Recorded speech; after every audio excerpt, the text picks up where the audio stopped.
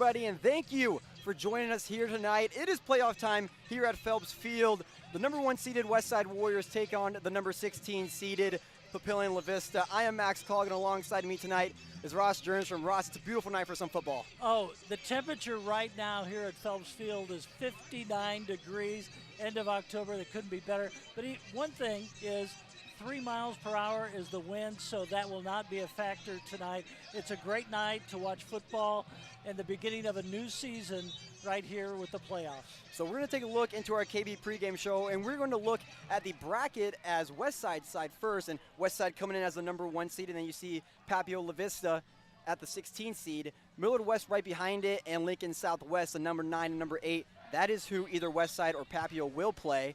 And then you take a look at Kearney and Millard South and Ross. That game is on upset alert as Millard South has been tremendous with Cam Coughlin. Yeah, Cam Coughlin did not play for 4 games this season, and that really hurt them because they lost those games. They would have been a higher seed here in the playoffs. They took Westside to overtime here at Phelps Field earlier this month. They are the team to watch. They are the upset special in the playoffs. And then you go right below it. That's another upset alert. Omaha North coming in as a 13 seed, and then Grand Island, who Grand Island did beat Omaha North back at their home turf earlier in this year, but Grand Island has been phenomenal. And you can't forget what Omaha North did a year ago in the playoffs. They upset the number 1 seed, Millard South. They were the number 16 seed. They're going to try to do that again this time in the playoffs, a team to watch. So now we'll take a look at the other side of the state playoffs bracket, who is led by number 2, Gretna. And then you see number 3, Elkhorn South. And there was a lot of controversy at who should be number 1, who should be number 2, and even number 3. But as of right now, Gretna takes that number 2 spot, and we'll work up on this bracket. Gretna will take on Lincoln Southeast tonight, who is the 15 seed. Papillion La-Vista South and Bellevue West, who just played 2 weeks ago, and Papillion La-Vista South got absolutely ran out the stadium by Bellevue West, so they're looking for vengeance on that. And then you take a look at North Platte and Creighton Prep, who Prep is coming in as the number 11 seed, but that game could go either way. Yeah, Prep's playing better here at the end of the season. They got off to a tough start, but they have to travel out to North Platte, and that is always a difficult game out there at North Platte because they have to face a team, you know, after that long drive. And, you know, Westside really struggled against them at the start and almost came back to win that game, but North Platte got out to a big start and they held on to win that. So now we'll take a look at the last game here on this side of the playoffs. Elkhorn South and Lincoln East, who Elkhorn South is still undefeated, and they have been cruising all year long. In Lincoln East, who was phenomenal last year, who was led by Noah Walters, who now is performing amazing in D1 football, and Elkhorn South is looking for that state title. Yeah, this is really the tough side of the playoff bracket. You've got 2 undefeated teams in Elkhorn South and Gretna, and 2 teams that could pull off upsets. You can see Creighton Prep right there, and of course Bellevue West is always a team to watch. And now we'll take a look at the statistical, that's a tongue twister there, matchup here for Westside and Papio. And you take a look at passing yards, Westside at 1,541, who is all contributed by quarterback Anthony Rezak. Yeah, Anthony Rezak, the dual threat quarterback for Westside. He has rushed for over 700 yards, and you know, earlier this season he had an 89-yard run for a touchdown that was really impressive. He's got speed. He's really become a better runner this season than he was a year ago. I think he's faster, and of course his passing yards. He is such a tough quarterback to defend because you don't know if it's against the run or against the pass. So Westside really has a good offense. And now we take a look at rushing yards. As a matter of fact, Anthony Rezak, who is leading the team in rushing yards per game at 84.6, is definitely a key contributor in that 1,998 rushing yards. Another big contributor in that, actually 2, matter of fact, Jamez Ross and Kirk Krubich, who have been lights out so far. Jamez Ross, who is a runner that really can break open the free and has all the speed. Kirk Krubich is just that tough running back. Yeah, and over on the other side with Papillion La-Vista, they've got a running back, Peyton Prestito. He has rushed for 1,069 yards on 141 carries, and he is a player to watch, the 7th best rusher in the state of Nebraska in Class A. So they've got a really good offense. I want to take a look now at rushing touchdowns. Westside at 31 and Papio at 15. And you take a look at rushing yards for Westside. That's combined for Anthony Rezak. That's combined for Jamez Ross. And last stream we had, we saw Anthony Rezak run for the 89-yard rushing touchdown, which I would not be surprised if we saw again. That'd be nice to see. It was one of the great plays of this season for Westside, and he is a player to watch tonight. Anthony Rizak, let me tell you, he reminds me a lot of Cole Payton, the way he plays, the quarterback who helped Westside, led them to a state championship 2 years ago. And he reminds me a lot of that, only a junior. And so now we're going to take a quick break here on the WTV Live Network, but we have a special guest color analyst today. We're not going to say his name quite yet. We're going to take a quick break, and then he'll be here on the broadcast. So we will take a quick break here on the WTV Live Network. When we come back, more pre-game coverage.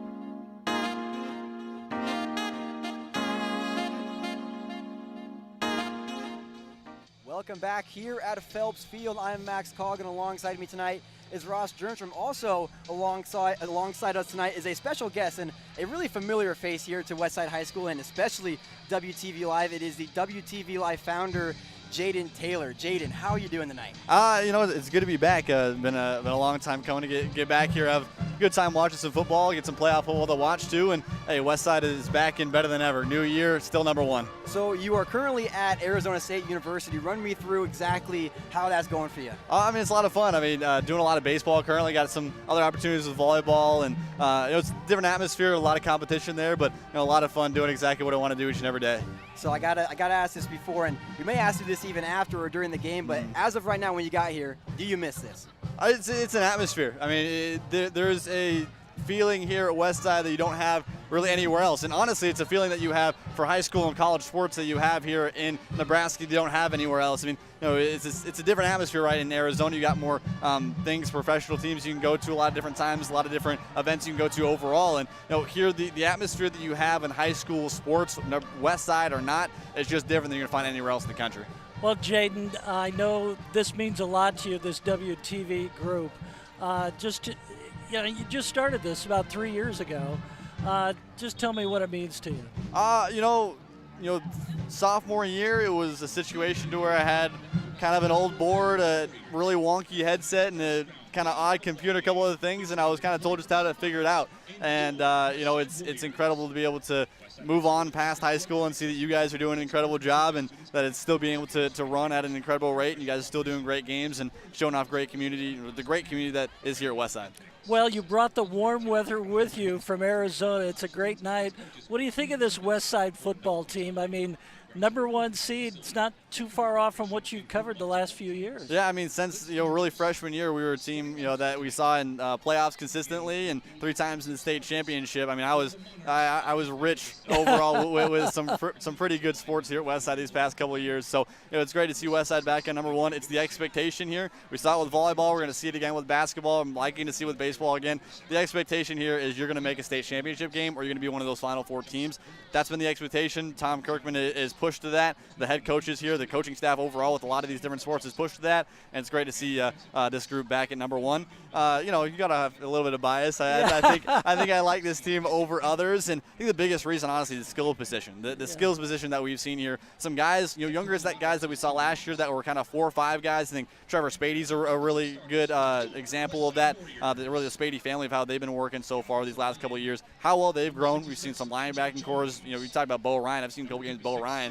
Reminds me 2 or 3 years ago with Ben Radisha, that kind of like that mentality that you have that you're going to get a tackle. And I don't care where the ball's going to be. I don't care where the guy's going to be. You're going to get a tackle. So I like the way the skills position's been. I like the way the linebacking core has been. Again, that's a big thing that we saw with Coach Freund last year. It's a new era this year with Lamanji, but still harping on the same thing. Got to have guys that want to make plays. I think he wants to announce the game there. You never know, Jane. I may let you get back on the mic here, but I do want to touch on Bo Ryan. He is number 42, and if anybody remembers Tommy Conley from last year, who is by far one of the best defensive players we've had come through Westside, and he was number 42. Bo Ryan is number 42, and if you remember last year, Tommy Conley broke his wrist and had to play with a club on. Matter of fact, Bo Ryan broke his wrist last week in the Lincoln Northeast game. Who will be playing with a club on his hand? So take a look at that. Same number, same club. I think it's pretty funny. I think it'd be interesting. Are we going to see another tipped interception? I remember that was top 5 call of my entire high school career. Tommy Connolly getting it off his cast, not even feeling the ball going off of him, and still be able to make a play. And you add on to that fact of the legacy, right? It's kind of a legacy to have that 42 number, to have that main linebacker position. Before him it was Radisha, then Connolly, then now Bo Ryan. And I mean, that's really the thing that I love most about Westside and my time here at Westside was the fact that you have that legacy feel, that you have you're passing on the torch each and every year. It was with the Connolly family. You had 3 different Connollys here that were part of that defensive line, part of that linebacking core. They passed it on. They had other guys that were again really solid players in this defensive end. And again, you're producing guys that are the best in Nebraska. And that's the expectation here. You're doing the game again the same this year. Well, you're passing the torch with the microphone over to Max tonight. Let me tell you, folks, these are 2 talented play-by-play announcers, and they've really kind of helped each other to get to the point where they are right now. And it's great to see you guys do these games. Well, I love it here, and now I'm a senior. We'll be passing it on to Ryan Kelly next year, so it'll keep going on in torch. But Jaden, before we head to break here, I want to ask you a very tough question. In your time here at Westside, being the play-by-play announcer, what is your by far favorite game you called? Last year, I'm putting you on the spot here. Semifinals, Bellevue West. It was okay. I'll put 2. I think it was luckily enough for me. It was a span of 2 weeks. Okay. It was the first week. Last time you called a football game. First time I saw you call a football game. Omaha Burke was here. We were out and doing Miller West semifinal for volleyball. It was a week time span to where we go from that. Arguably the greatest setup you can ever have for a volleyball program in history here at Westside. And the week after that, you have the oddest game that I've ever been in my life. I mean, 50-mile-an-hour winds. It's 23 degrees, and we're doing the national game of the week. I did not feel my hands for another about week and a half after that. But I mean, the atmosphere that we saw in the third quarter, the fourth quarter, that was the thing, and that I love. That I love a part of this team because you're going to see the same this year, right? It's that atmosphere that you have here that I don't think you have a lot of other places. Teams get down and they come back. It's a situation where at Westside, you can be down in these atmospheres, you can be down in these setups, but it's where they fight back. They find a way to push in that third and fourth quarter. They did a great job of that last year. So we're going to take a quick break here on the WTV Live Network. When we come back, we'll have more Westside football action.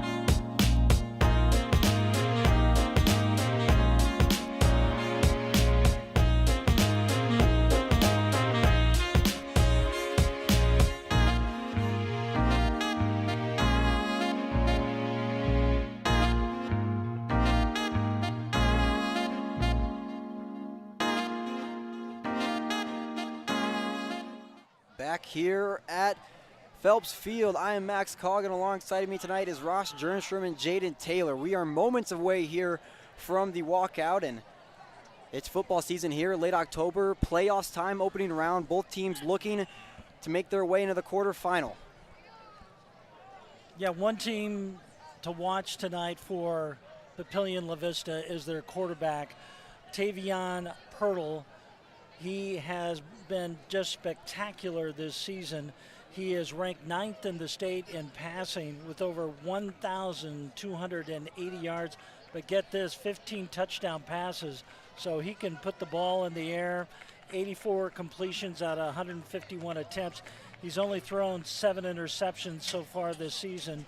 He's not a runner, so he's just a pocket passer, but he's got some good receivers to pass to tonight. Yeah, I mean, a long ball type of guy, and I think it's going to be a big situation to where you're going to see how this Westside secondary is going to have to work with a couple of these really talented skill position guys you have for Papio. Again, we talked about it last year, first time in the history of the NSAA, the 16 seed beat a 1 seed, and you're kind of in that same situation right now where you don't really want to be the Virginia against UMBC for back-to-back years. And if you're don't put the curse on us tonight. tonight. You don't want to put it out there. But I think the way that this lockdown defense has been able to see this season, the secondary has been very good. Again, you're going to see a lot of balls put up in the air. The biggest thing that we saw both offensively with the wide receivers that we've seen for Westside as well as the DBs, how well have they been able to high point the ball this season, really being able to get up in that ball and find a way to get it early. A key player to look for tonight on Papio. Ross, you mentioned they're a run-heavy team. Peyton Prestito, who averages 118.8 yards per game, he is a total of 1,069 rushing yards on the year, so he is a powerhouse runner for this team. He's also a breakaway threat. He's longest run this season, 74 yards. He's the 7th best rusher in Class A, so they've got a breakaway threat. And Prestito, so watch out for them. He's only a junior, and their quarterback's only a junior, so they got a great future over there at Papillion to try to put this program back where they used to be. We are just moments away. Here come the Warriors out of the school. And before we hear the Warriors, which is by far my favorite sound at Phelps Field, we got to mention the defense for Papio. Josh Robles, who is the leader of this defense. He has 65 total tackles. He is one of the best linebackers in the state. He'll be a big-time name to watch out for tonight. Yeah, I think with the rushing attack we've seen from Jamez Ross, and we've seen a little bit of Bo Ryan too this season, it's going to be an interesting one really in the trenches, how well the offensive defensive lines can do for both these teams. You mentioned the really good rushing attack that Papillion has had this season. You see guys like Peyton McDonald really get a good push to the line offensively. You have an opportunity for Jamez to break into open space. We've seen that these last couple of years, and another opportunity here tonight. And here we go, the red lights and the bells. Here we go, folks.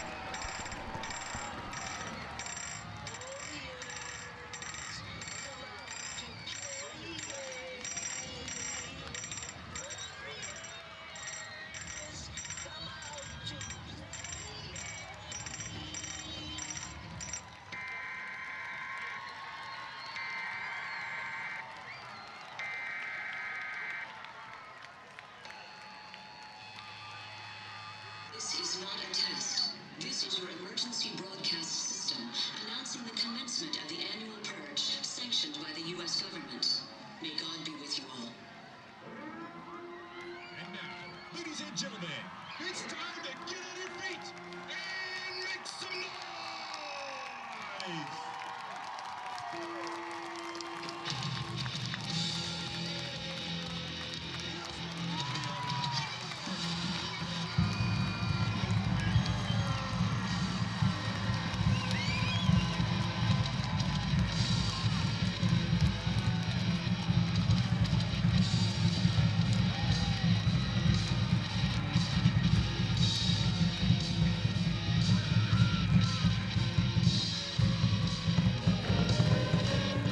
There you see the Westside Warriors is led out by number 18, Jalen Lloyd, who is the Omaha Central transfer. Jaden, I want to ask you, what are your opinions on all the transfers we have? Christian Jones, Keenan Cotton, Jalen Lloyd, and Peyton McDonald up in the trenches like you mentioned earlier. What are your opinions on him? And they have really produced this year. I mean, first off, I want to talk a little more about Jalen Lloyd. I mean, a guy that we knew coming into the year, I mean, an all-American track star. The speed on him is incredible, and sometimes it's really been an adjustment for Anthony Rizak at times, too, to, be able to work with such a fast guy. He's not used to, seeing an all-American track guy that he's going to each and every route. But, again, we talked about it earlier. The ability to high point the ball is something that I think is underrated in Jalen Lloyd's game. How well he's able to really get up those 50-50 balls. There's been at times to where Rizak has had the opportunity to just give it up to him, one-on-one opportunity, and Lloyd's won about 9 of every 10 times. Papillion deferred for the second half, and Westside will start here with the ball.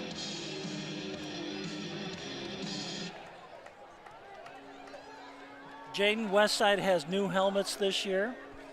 Something that those red helmets just kind of stand out. They brought them out for the homecoming game, and we got a little red-black jersey, red pants combination. Something new for the Warriors. I've loved the mix to be able to see that. It's great to be able to see the shield kind of showing off in the helmets as well. Ethan Watkins, the kicker for Papillion. Brody Gogg, Jalen Lloyd, and Keenan Kind back to return for the Warriors. We are just moments away here. And now you see Papillion lining up, and Let's play football. it's opening round time here. Number 1 Westside and number 16 Papillion. The kick is off, and it is a squib kick to Brody Gogg, and that'll go just out of bounds on the 20-yard line, and the flag is thrown.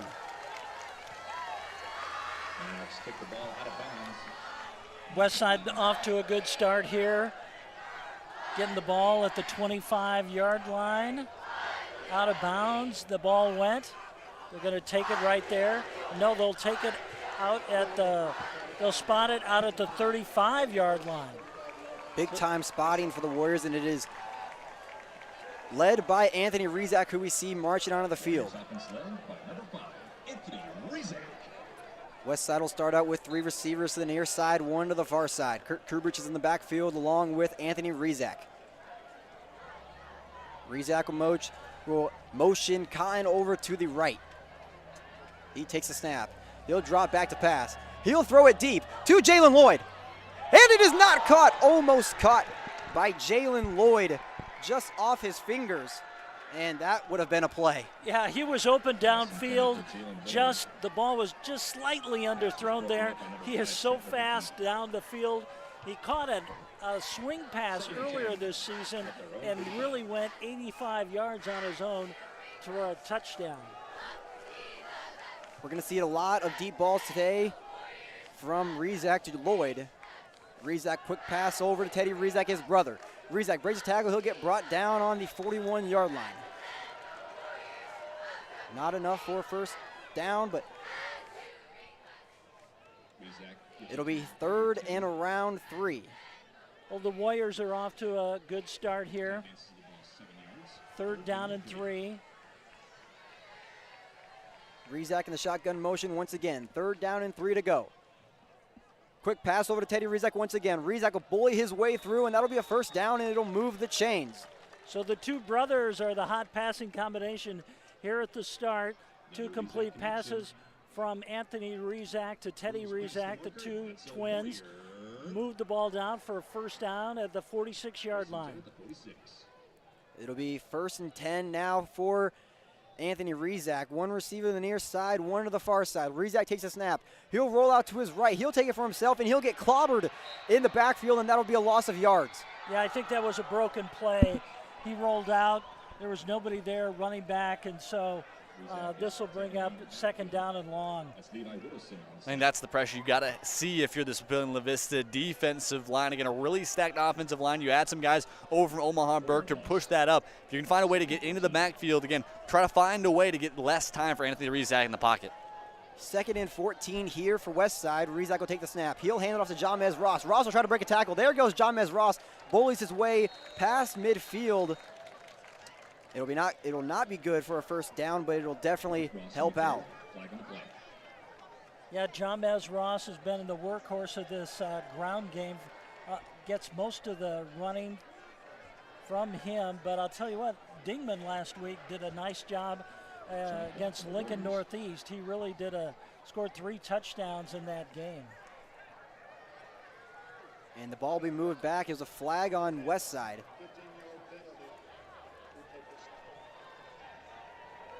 And that'll hurt Westside tremendously, as now they are being pushed back as far as inside their own 35. Right on the 30-yard line is where Westside will take place. And it'll be second and even longer. It'll be second and 26 here for Westside. 2 receivers to the far side, 2 to the near side. Jamez Ross in the backfield. Rizak in the shotgun formation, most likely to see a pass play here. Rizak draws back. He'll throw it long to twin brother Teddy Rizak, and that'll be good for a gain. Not good for a first down, but helps out once again. Yes, especially after the holding call. You got to start it off with, find a way to chip away to get down to near your first down marker. Really good job, really good tempo so far. We've kind of seen some loose coverage so far for Papillion La-Vista on the defensive end. You got to find a way to exploit that, I think, across the middle of these next couple plays. 3rd and 10 here for the Warriors. 1 receiver to the near side, 3 to the far side. Rizak, he'll throw it deep once again to Teddy Rizak, and that'll be good for a first down. Yeah, back-to-back kind of like 10-yard out routes that we've seen from Teddy Rizak, and that loose coverage. We've seen it man-to-man, but the defensive end, the 2 defensive backs that we've seen on the near side for Papillion La-Vista haven't quite had that really push at the line to work up against both Teddy Rizak as well as a little bit of Jalen Lloyd. We talk about chemistry between Rizak, and they already have 3 receptions so far tonight. So they are working in all forces. There goes Anthony Rizak. He'll break a tackle, and he'll get brought down around the 33-yard line. Rizak has had a lot of success this season running up the middle. He's got that breakaway speed, and he has been really tough running the football this season. And that's just the dangerous piece that you add from Anthony Rizak that we saw last year, right? His ability to use his legs. And I think, honestly, he's gotten better this year of being able to work out of the pocket, but still stay disciplined and stay in the pocket when need be. Rizak in the shotgun formation. He takes a snap. Quick pass over to Jalen Lloyd, and it is good for a catch, and he'll get brought down at the 25-yard line. And that's the other thing that we've seen the growth this season, from a sophomore to an upperclassman and a junior from Anthony Rizak. The ability to put that ball perfectly placed, right? You have a little bit of looser coverage on that far side. Lloyd has the ability to win those one-on-ones, put it on the far side, make sure that he has to go make a play, and you dot it up right in the hands. 2nd and 2 yards to go here for Westside. 3 receivers to the near side, 1 to the far side. Rizak, quick pass over to Keenan Cotton. Cotton will dance around, and he'll get brought down around the 24-yard line. And I got to mention Keenan Cotton playing his old school Papillion La-Vista, where he transferred just a sophomore. So we're looking for big things through him for the next 3 years. You know this game means a lot to him when you're playing players that he already knows and has grown up with, and now he's playing against his old friends tonight. 3rd down and a gain of nothing. It'll bring up 3rd and 2. Rizak takes a snap, tries to get the offsides call, doesn't get it. He'll get a play. Kurt Kubrich in the backfield along with Anthony Rizak. Rizak takes a snap. He'll hand it off to Kurt Kubrich. Kubrich will dance around, and he'll get the first down. He'll get brought down on the 20-yard line. That's a piece that I've loved to see. Really, the growth that we've seen for Westside these last couple of years is the 3rd down back. The guys that, again, you're not always giving too much love to. You have your number 1 guy that we saw last year, the number 1 guy really being Dominic Rizak. Before that, it was kind of a mix of Avante Dickerson, Dominic Rizak, but they had those guys like Bodie Harrell. We've seen now with kind of Kurt Kubrich, Bo Ryan have worked those spots to be able to get those 3-yard gains, get a good push, get really, kind of another opportunity for your offense to get a little breather. Anthony Rizak, he'll dance around. There goes Anthony Rizak in the open. Anthony Rizak tries to get the touchdown, and he does. Touchdown, Anthony Rizak, quarterback keep. So many times we've seen it this year. That's one of the great things about Anthony Rizak. He's so deceptive when he hands the ball off or fakes that ball. I thought when I saw it, he didn't have the ball. I thought he handed it off, and he kept the ball and went all the way to the end zone. Tristan Alvano out for the PAT. Morty Mormino the holder. The snap and the kick. And it'll be good. Westside, 7 on the board here quick. Papillion La-Vista, 0. 7:58 remains here in the first quarter. We'll take a quick break here on the WTV Live Network. When we come back, more Westside football action.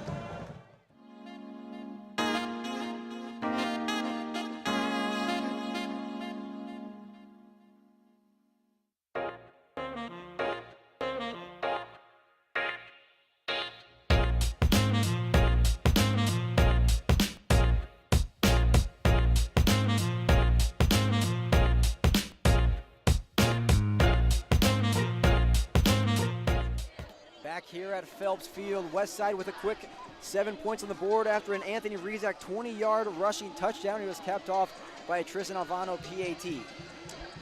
And Tristan Alvano has become one of the best kickers here in the state of Nebraska, one of the top prospects. Number 1 in field goals with 9. He's also number 1 in total in kicking points with a 66. And he's also number 1 in kickoff yardage. He already has 45 touchbacks this season. He's just continued to get better. And a guy that's getting a lot of D1 interest. I mean, you've seen the boot that he's had this season. He's really grown these last couple of years, and it's been really fun to see how Tristan Alvano has grown from his first days here as a freshman to how well he's gotten, how much he's evolved in 4 years' time. And a lot of that has to do with his soccer play. I mean, he was a forward on the state runner-up team for Westside last spring, one of the top scorers on the soccer team, and it's really transferred from the soccer field over here to the football field. Just really a great leg. Octavian Pirtle makes his way out for Papillion's first drive of the game. They'll be on their own 20-yard line here to start off. This is a situation where you need to find a way for Papio to kind of slow this game down a little bit. The pace was really high tempo that we've seen these last couple of years with the option style offense that we've seen from last year with Anthony Rizak, a couple years ago with Cole Payton. Find a way to kind of slow this one down, really work in this Westside defense. Cristito will take the handoff up the middle, and it'll be a gain of around 5. One of the big concerns coming into this season was this defensive line, because they had a lot of players that graduated, and they've done a good job so far this season. They've really plugged up that middle, and they've really made tremendous progress from that, remember the Bellevue West game, to now. It'll be 2nd and 8 here for Papillion La-Vista. Quick pass over to the right side, and it is dropped, and they'll redo 2nd down. Octavian Pirtle tried to do a quick pass, really quick moving offense, Ross. We talk about it so much, you mentioned it earlier. We're going to see a lot of runs today from Peyton Prestito, and so far we've seen a run and a pass. Well, Teddy Rizak has had some good games this season in the secondary, and even some of the linebackers. With Bo Ryan last week, went all the way for a touchdown, so look out for those linebackers too. There'll be a flag on the play here, and it'll be on Papio. Most likely to be false start call. And it'll be a 5-yard penalty on Papio, and that'll hurt them. Yeah, it looks like they had a substitution infraction. They had a couple guys trying to get off the field quickly, but not quite able to set themselves up at the line. And that's going to push yourself back. These small things in a game like this to where it's do or die for your season. These are things that can really change the momentum early and make this a game to where it could be close. That North Platte game, right, that set up to where you kind of put yourself on your heels. But if you find a way to you're stopping your offense early, then Westside's going to pounce on that like they've done these last couple seasons. Octavian Pirtle in the shotgun formation. One receiver to the near side, 2 to the far side. Pirtle takes a snap. He'll drop back to pass. No, he'll hand it off. There goes Peyton Prestito. He'll break a tackle in, and then he'll get brought down at the 21-yard line.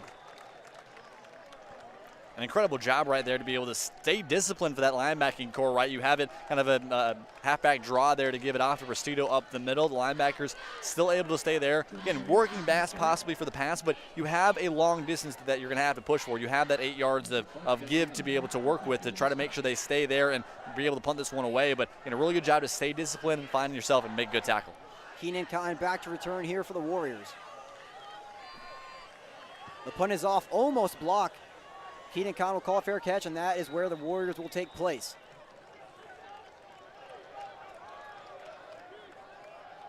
Westside with their second drive of the game, they went, let's see, it was 65 yards for that opening drive of the game.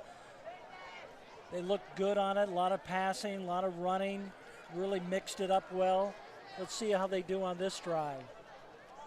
Westside marches their way out for the second drive of the night.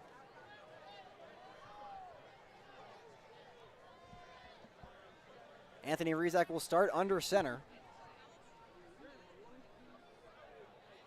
Rizak takes a quick snap. He'll pitch it off to Jamez Ross to the right. Jamez Ross tries to break a tackle. There goes Jamez Ross. He'll get brought down at the 50-yard line. Good blocking over there over the right side by the Warriors. They get about 3 or 4 yards on that play. Just really push that line of scrimmage up front out to the 50-yard line. 2nd and 6 now for Westside. 2 receivers on the near side, 1 on the far side. Rizak in the shotgun formation. He'll take the snap. He'll hand off to Ross once again, and Ross is stopped in the backfield, number 59, Ethan McMurdy. Ross trapped in the backfield. These are always the good situations to test Anthony Rizak.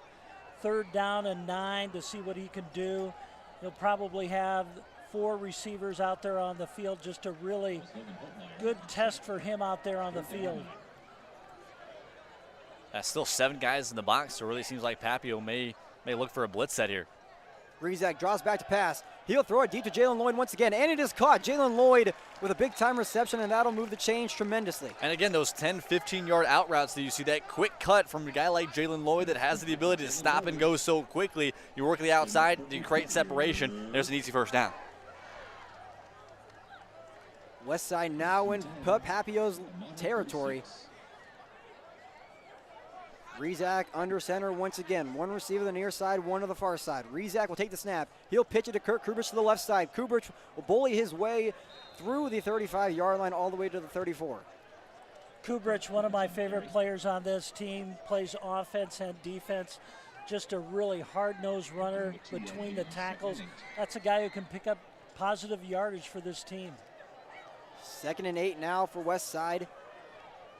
Rizak in the shotgun formation again. Rizak takes a snap. He'll take it for himself. He drops back. He'll look to throw deep to twin brother Teddy Rizak.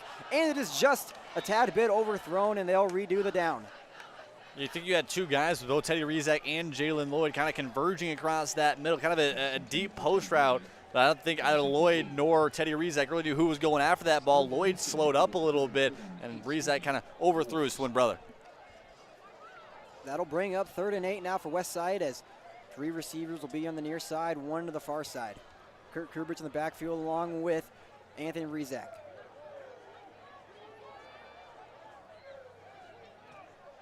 Trevor Spady and Keenan Cotton will motion to the right.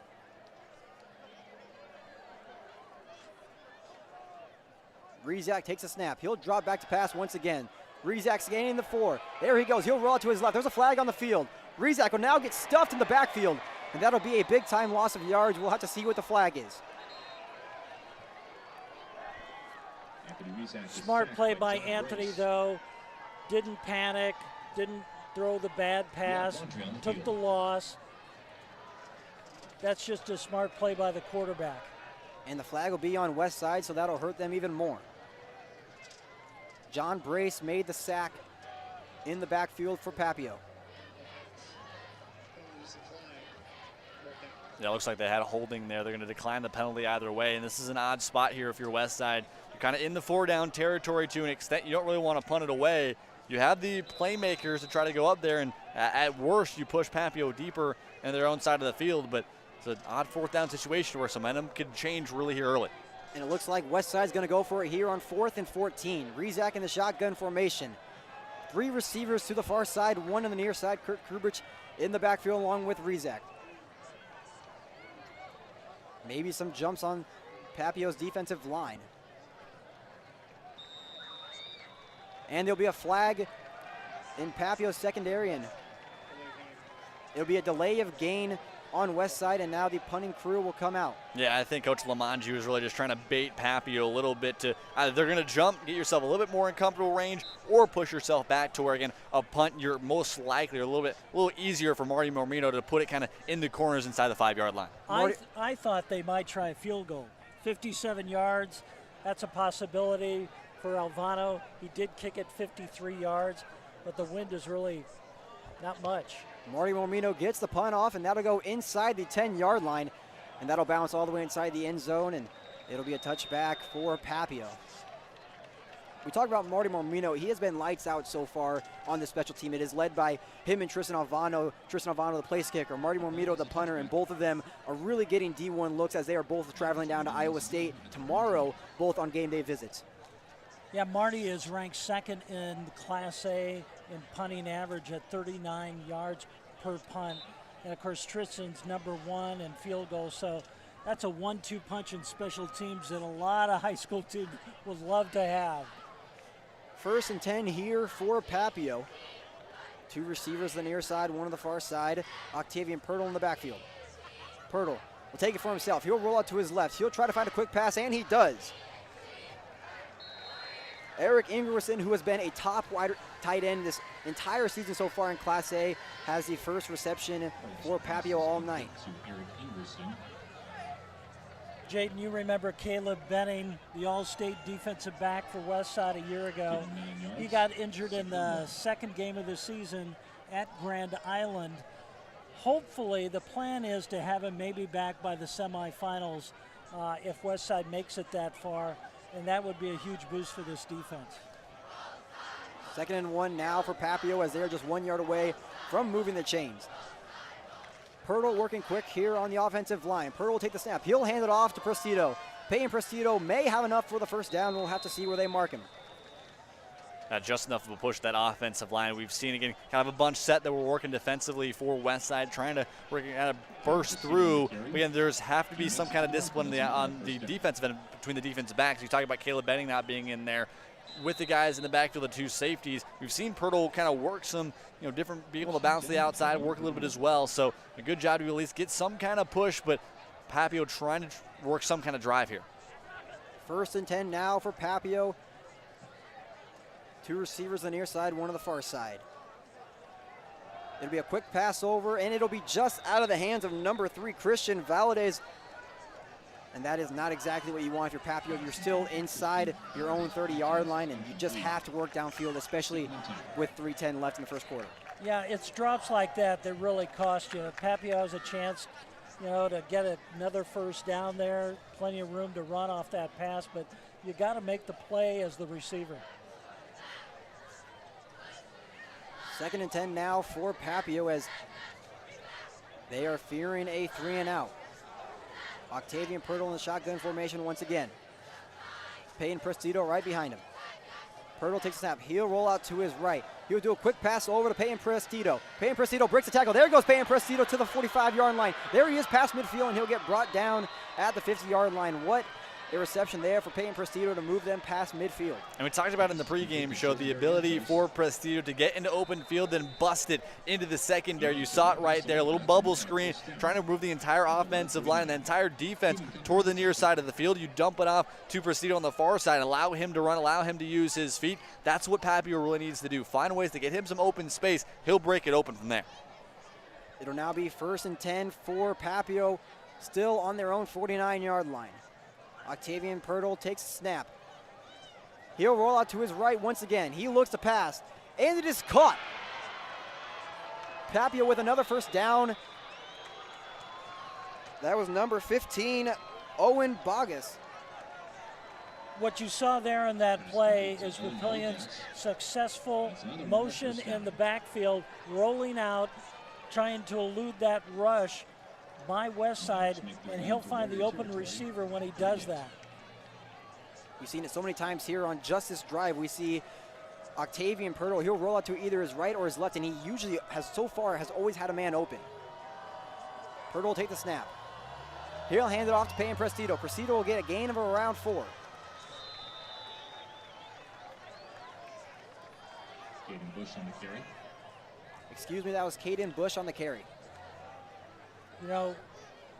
Papillion's really moving the line of scrimmage. You can just kind of see right now they're gaining some confidence, and they're starting to move that ball between the tackles, and they're just gaining more confidence on this drive. Yeah, Dallas Hamilton as well as Levi Widowson have gotten a really good push at the right side of that offensive line. They've really loved finding that right side of the offensive line and trying to bust through. Pirtle will hand it off, and he'll be brought down with maybe a gain of a 2. Peyton Prestito doing a great job he really meets the offensive line and defensive line, but he can do a great job. He's a tough running back who really can get that extra gain of yard, especially after contact. Yeah, Papillion's gaining more confidence on this drive. If they can get something on the board here, this is a big play right here, 3rd down, and possibly they'll go for it on 4th down, but this is a big play right here for the Monarchs. As of right now, Papio is in field goal position, and we know kicker Ethan Watkins really has the leg to make that field goal. And that'll be an incomplete pass, and it'll bring up 4th and 4. He just threw that ball just a little too early to the running back. You could see his head had not turned back towards the quarterback. I think he was surprised the ball was there, never touched it, and that brings up a 4th down. Papio right now 0-2 on 3rd down conversions, really not doing a great job. And we see right here, brings up 4th and 4. We'll have to see what they do. And it looks like they're going to be going for it here on 4th and 4. First time trying to get the 4th down conversion. Octavian Pirtle in the shotgun formation, and we are going to see a timeout called. We're going to take a quick break here on the WTV Live Network. When we come back, we'll have more Westside football action.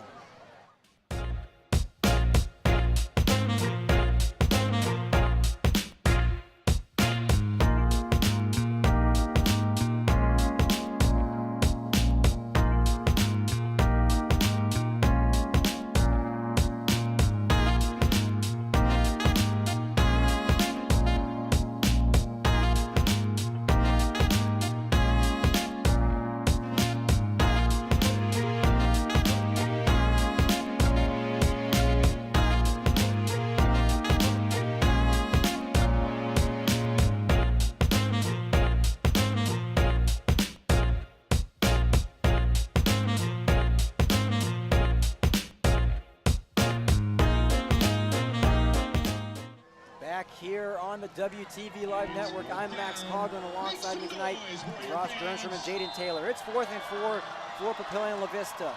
Octavian Pirtle in the backfield, 1 receiver to the near side, 2 to the far side. Pirtle takes a snap. He'll drop back pass. And it'll be incomplete, and it'll be Westside's ball on their own 31-yard line. And again, a little play that you're trying to kind of work a rub rat on the in the flats, trying to allow guys into open space, but you can't quite see a guy when you're not able to get it to him. So both passes a little bit too far out in front of him. And now Westside, who has controlled the momentum so far, has controlled the time of possession so far. I think you can find a way to get back and get your own possession here, get yourself ahead to 2 scores, put yourself in a really good position as we head to the end of the first quarter.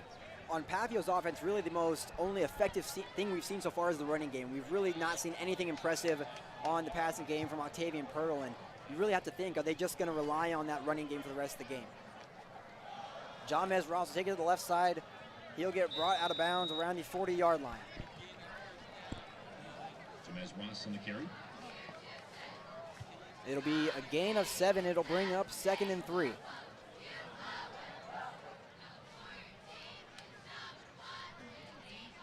Westside doing a great job tonight here so far, moving the ball downfield. Jamez Ross and Kurt Krubich really big-time runners when it comes to getting yards after contact. 2 receivers to the far side, 1 on the near side. Anthony Rizak and Jamez Ross in the backfield. Rizak will take the snap. Quick pass over to Trevor Spady. Trevor Spady will try to find open, but he does not, and he'll get brought down around the 43. That gives Westside a 1st down here. They'll move the chains. Now try to get into near midfield out to the 43-yard line. So Westside moving the ball here at the start of this drive. 1st and 10 now for Westside as they are nearing midfield. Rizak takes a snap. He'll take it for himself up the middle. There goes Anthony Rizak. He'll try to break a tackle, and he'll get past midfield, and it may be enough for a 1st down. Rezak's such a good runner, especially when he runs up the middle, and he is not afraid to meet contact on contact. He is such a great runner, especially after contact and when he can break a tackle. And then you see his speed. When he gets in the open, he will just go in the dust. Yeah, it's odd to see with a guy that's your quarterback, who is your leading rusher, not just tonight, but throughout the entire season. Working him with Ross, you have the ability, two guys that when they get into open space, they can break it open. So you have to stay disciplined to both of them. So for a defensive line or a linebacking core, it's hard to stay with one or the other because you got to make sure that you're staying there for both of them. And if not that, you still have an opportunity for an RPO. Okay, guys, we have some scores here at the end of the first quarter. Millard West is leading Lincoln Southwest 7-0. It is Millard South 8 and Kearney nothing. Lincoln Southeast and Gretna are tied 7-all. And then Bellevue West leads Papillion La-Vista South by the score of 14-7. And one more score, Creighton Prep leads North Platte by the score 3-0. We're going to take a quick break here on the WTV Live Network. When we come back, we will have second quarter action.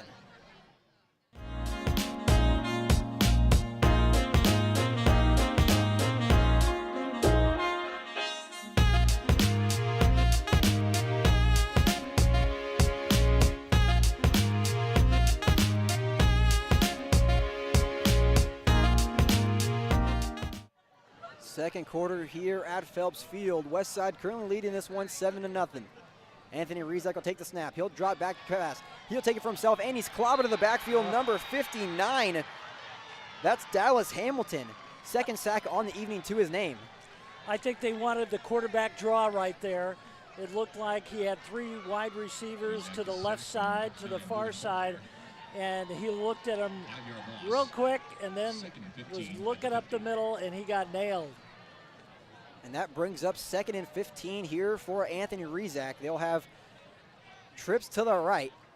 John Mez Ross will go to his left. Rezak will do a fake pitch, and there goes Anthony Rezak. He'll take it for himself. Anthony Rezak just tripped up on the 49-yard line. He is not happy about that.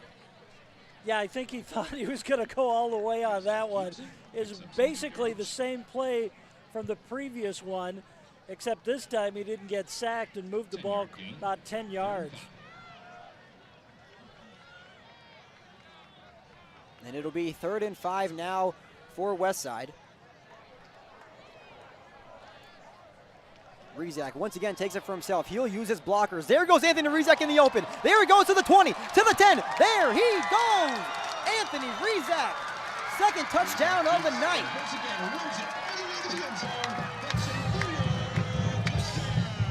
Again, the ability for Anthony Rezak, once he gets past into that second level of the defense, that's where he's so dangerous, right? He has the ability to work off tacklers and find himself with his speed. You don't really see him get shoestring tackled a lot because his feet are so quick. He's able to elude defenders so well, and that's the dangerous part when you have a quarterback that's able to run and able to work himself out of the pocket. A 40-yard run for Anthony Rezak. You saw that explosive speed, and he just puts it in another gear when he gets into the open. The PAT is good from Tristan Alvano, and Westside leads this one 14-0. 10:48 remains here at Phelps Field in the second quarter. We're going to take a quick break here on the WTV Live Network. When we come back, we will have more opening round coverage.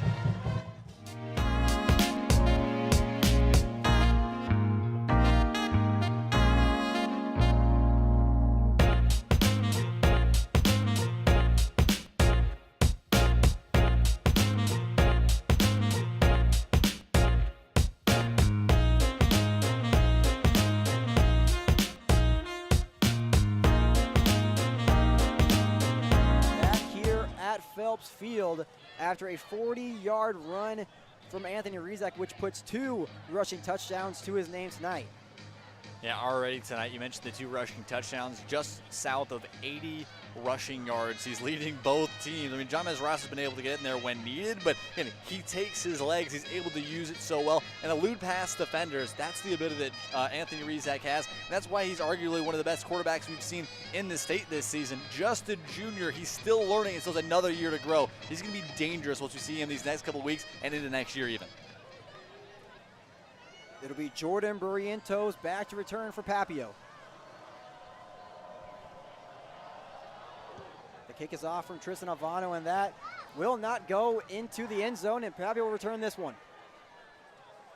He'll be brought down around the 25-yard line, and that is where Papio will take place.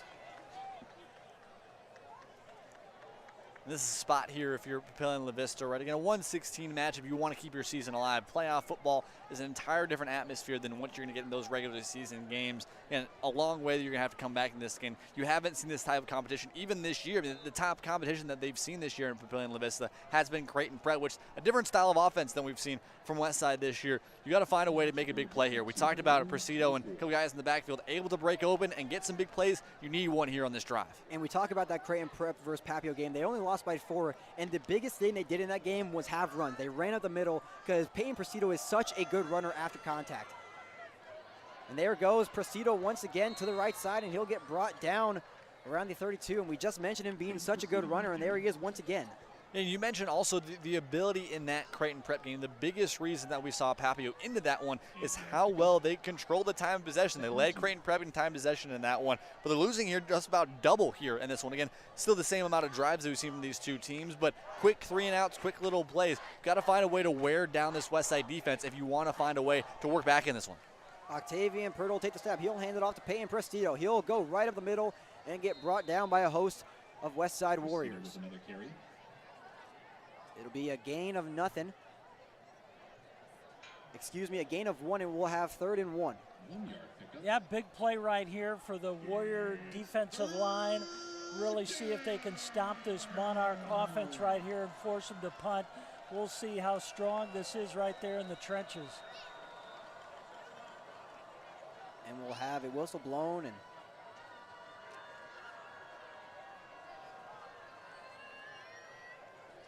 I guess the whistle really meant nothing. Oh, excuse me, they are marking it as a first down. That was an odd conversation on the near sideline. You started off, the chains hadn't moved. It really hadn't seemed like it was maybe a half-a-yard gain, but hey, Papillion La-Vista able to keep the drive alive.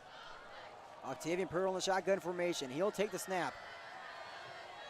And Peyton Presido will get brought down once again by a pile of Westside Warriors. And the Westside defensive line and the Westside linebackers doing such a great job tonight of really stopping Peyton Presido. Yeah, John Cole also the first one in on that one. The defensive line has done a really good job so far.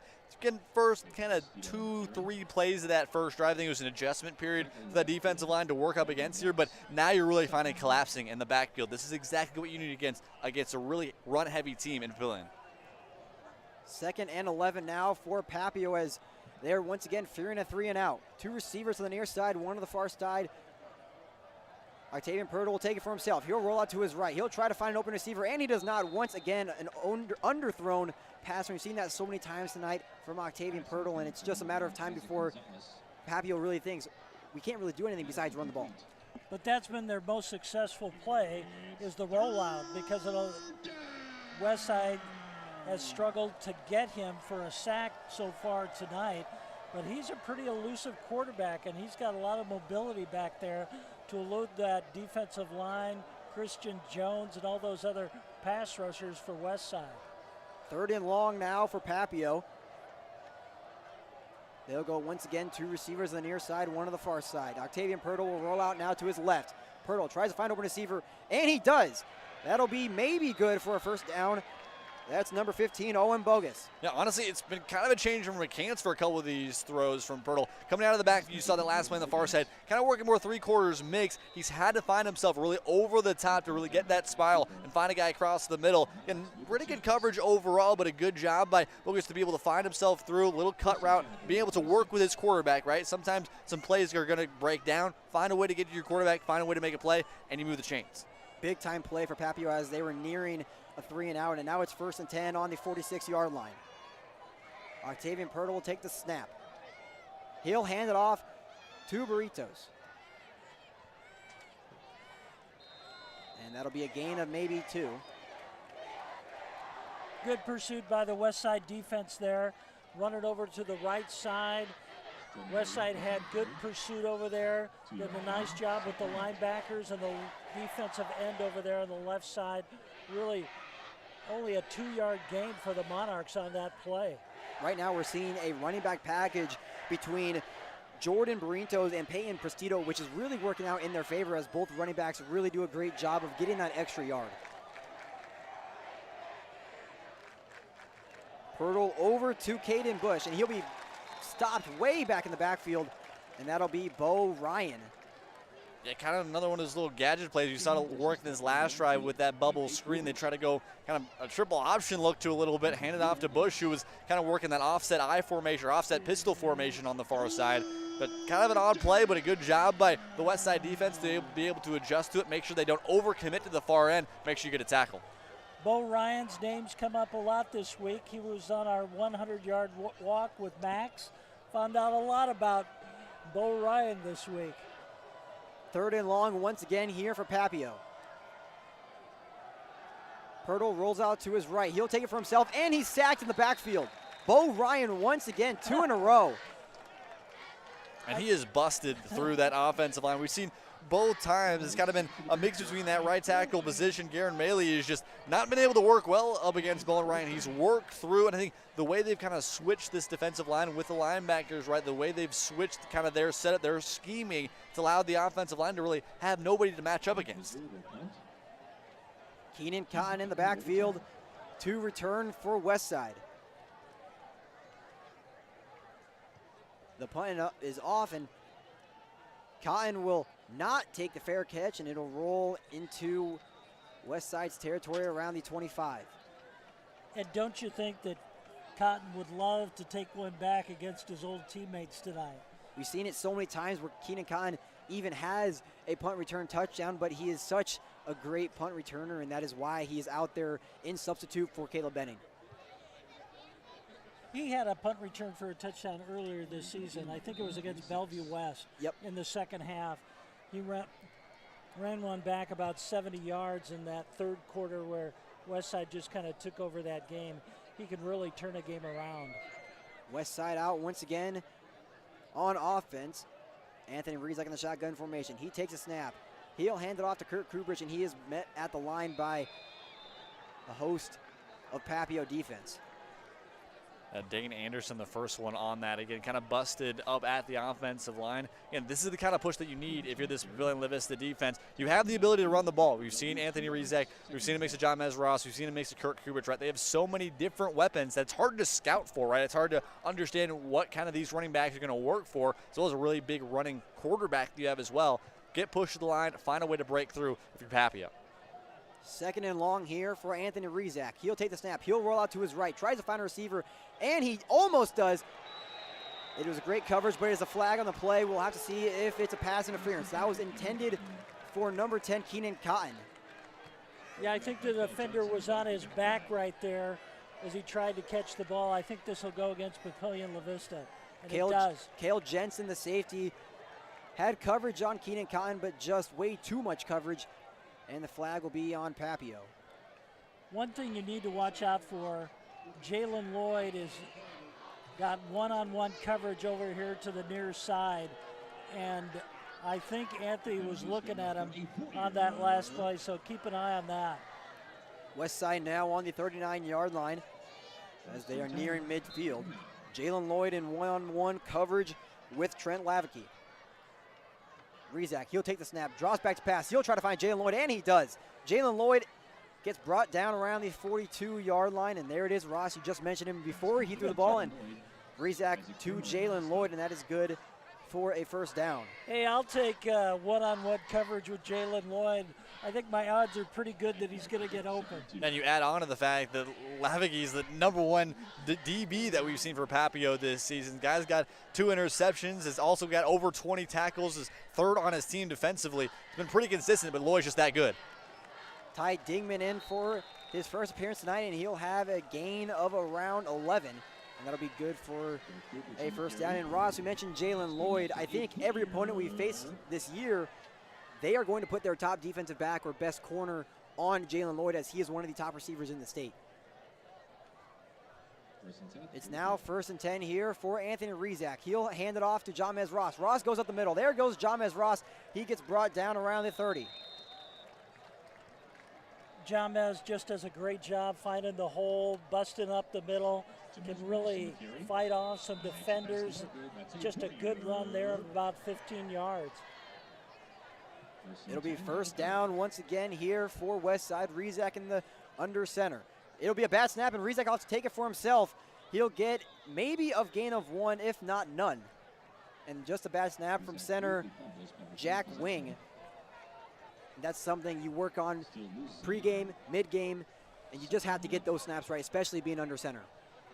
And it's still a communication thing. They can be mixed up at times, right? It's a little bit colder night. I mean, comparatively here, still working the hands a little bit. A little bit miscommunication to stay there, but good job by Rizak to fall on it, make sure you keep the ball back, make sure you keep possession in Westside's hands. That brings up 2nd and 11.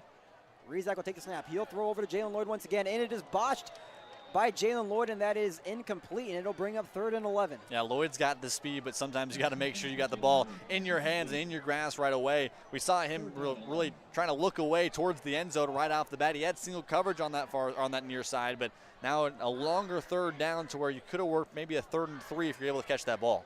That's when you got to tell yourself ball before run, and it really comes to play, especially in that when it would have been a big pickup. Rizak will take it for himself once again. Rizak will use his blockers, and he'll get brought down around the 22-yard line. Not good, maybe not good enough for a first down, but it'll definitely be close.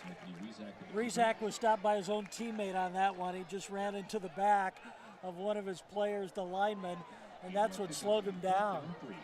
4th and 3 here for Westside. They are going for it. Now Westside will call a timeout, and they'll rethink their option. Right now, would you go for it or would you kick a field goal?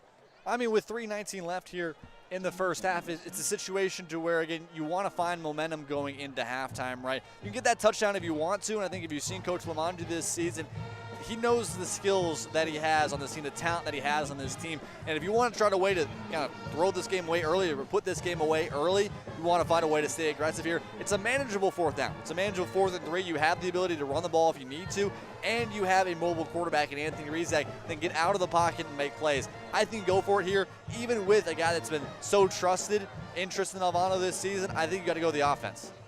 And we did see Tristan Alvano go out on the field warming up for a kick, and now he's back on the sideline. So it looks like they're going to be going for it here. And you talk about kicking a field goal, and Tristan Alvano, he's so far perfect throughout his career from that length. And yet Westside is going to go for it here on 4th and 3.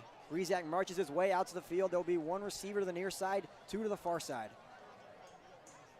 Kurt Kubrich in the backfield along with Anthony Rizak. And we talk about Kurt Kubrich, such a tough running back who really can get those yards, especially in the middle.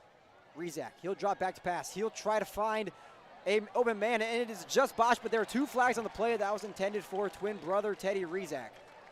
That was a perfect spiral to the flag stick over there in the corner. He just threw it right there to Teddy, and Teddy was open and just got hit right before the ball came to him. That's a hard situation for the defensive back, Ashton Blakeman, going on that ball, getting one-on-one coverage. You kind of find yourself behind the ball, can't quite see it ahead of you, and a little bit of miscommunication there to keep yourself up, make sure you see your eyes are on the ball, because sometimes you can find yourself get lost. Blakeman got a little bit lost there, and now a first down, you put yourself more into your own territory. I think Teddy and Anthony have worked in that play in the backyard through the years growing up. Well, we've seen him so far, especially 2 weeks ago when we were here, and now so far here they have 3 receptions, just both of them, so they definitely have that chemistry where they know they can trust each other. It'll now be 1st and 10 here for Westside. Rizak the shotgun formation, Jamez Ross to his left. Rizak with the snap. He'll hand out to Jamez Ross. Ross will break a tackle, and he'll get brought down inside the 10. Tough running there from Ross, just a really good run right there. Punches that ball down deeper into the red zone. Only 5 yards away from a touchdown right now. 2nd and 5 now for Westside as they are nearing the end zone. Rizak gets a snap.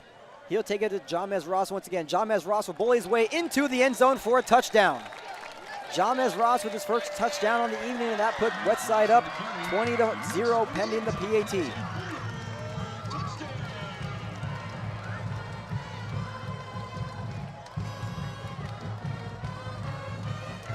And again, all 3 touchdowns that we've seen tonight have been due to the run. We've seen again, you have incredible skill positions that you're able to go to in Jalen Lloyd. But the ability to work a drive that Westside's been able to do tonight, you don't have to have these 1 or 2 big plays. They've worked these 5-6 yard plays and been able to convert on 3rd and 4th down. That's what you need if you need to be a championship team. Again, you have the skills to be able to be a breakaway type of team, but you also have the discipline to go down the field, drive down the field, and use all of your skills in one way or another to get yourself 7 points. 21-0, Westside leads this one with 2:43 remaining in the second quarter. We're going to take a quick break on the WTV Live Network. When we come back, more Westside football action.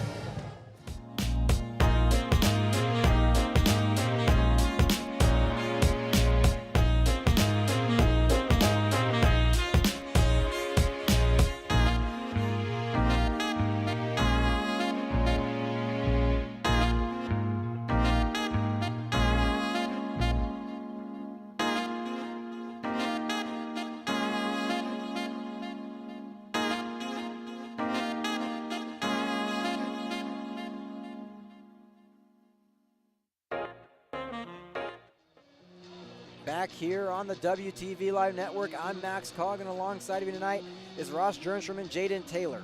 Westside currently leading this one 21-0 with 2 touchdowns from Anthony Rizak and a touchdown from Jamez Ross.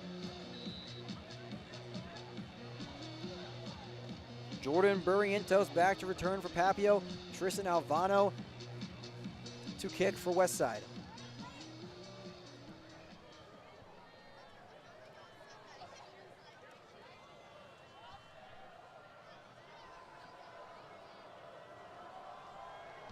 .243 here in the second quarter.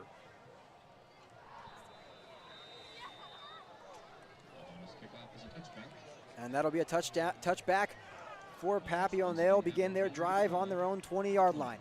I've got some score updates around the playoffs. Millard West and Lincoln Southwest tied 7-all in the second quarter. Millard South leads Kearney 16-7. It's Lincoln Southeast 21, Gretna 14. Keep an eye on that game. Papio South trails Bellevue West 14-13, and Creighton Prep leads North Platte 10-0. Ross, you may be having some upset alerts after our game concludes that we're going to need to talk about. 1st and 10 now for Papio. Pirtle will throw it deep. It is just out of the hands of Isaac Gonzalez, and that was almost good for a gain of a lot. Talk about incredible defense right there by Jordan Hurst. Able to work in coverage one-on-one. Didn't miss a single step on Isaac Gonzalez there. That's the type of defensive back effort that you need, right? You have Caleb Benning, who's been out the majority of this season. Jordan Hurst, a younger guy coming into this one, doesn't have a ton of experience coming into this season at the varsity level. Comes in, makes big plays, and again, a small play there, but able to work out of the way. And again, big play you could have found there for Papio, but Hurst with some great coverage, puts it away. And that is really the first time we've really seen a deep ball from Octavian Pirtle all tonight. And there goes Jordan Barrientos off to the right side, and he is stopped in the backfield by Bo Ryan. 3rd time in the backfield, and oh my goodness, we just say his name so many times. Now the question is right now, is Westside going to call some timeouts to try to get this ball back here with some time left on the clock? We're at 2:18 right now. And matter of fact, a timeout is called, but it is on Papio's side, and we're going to take a quick break here on the WTV Live Network. 2:18 remains here in the second quarter. Westside leads this one 21-0.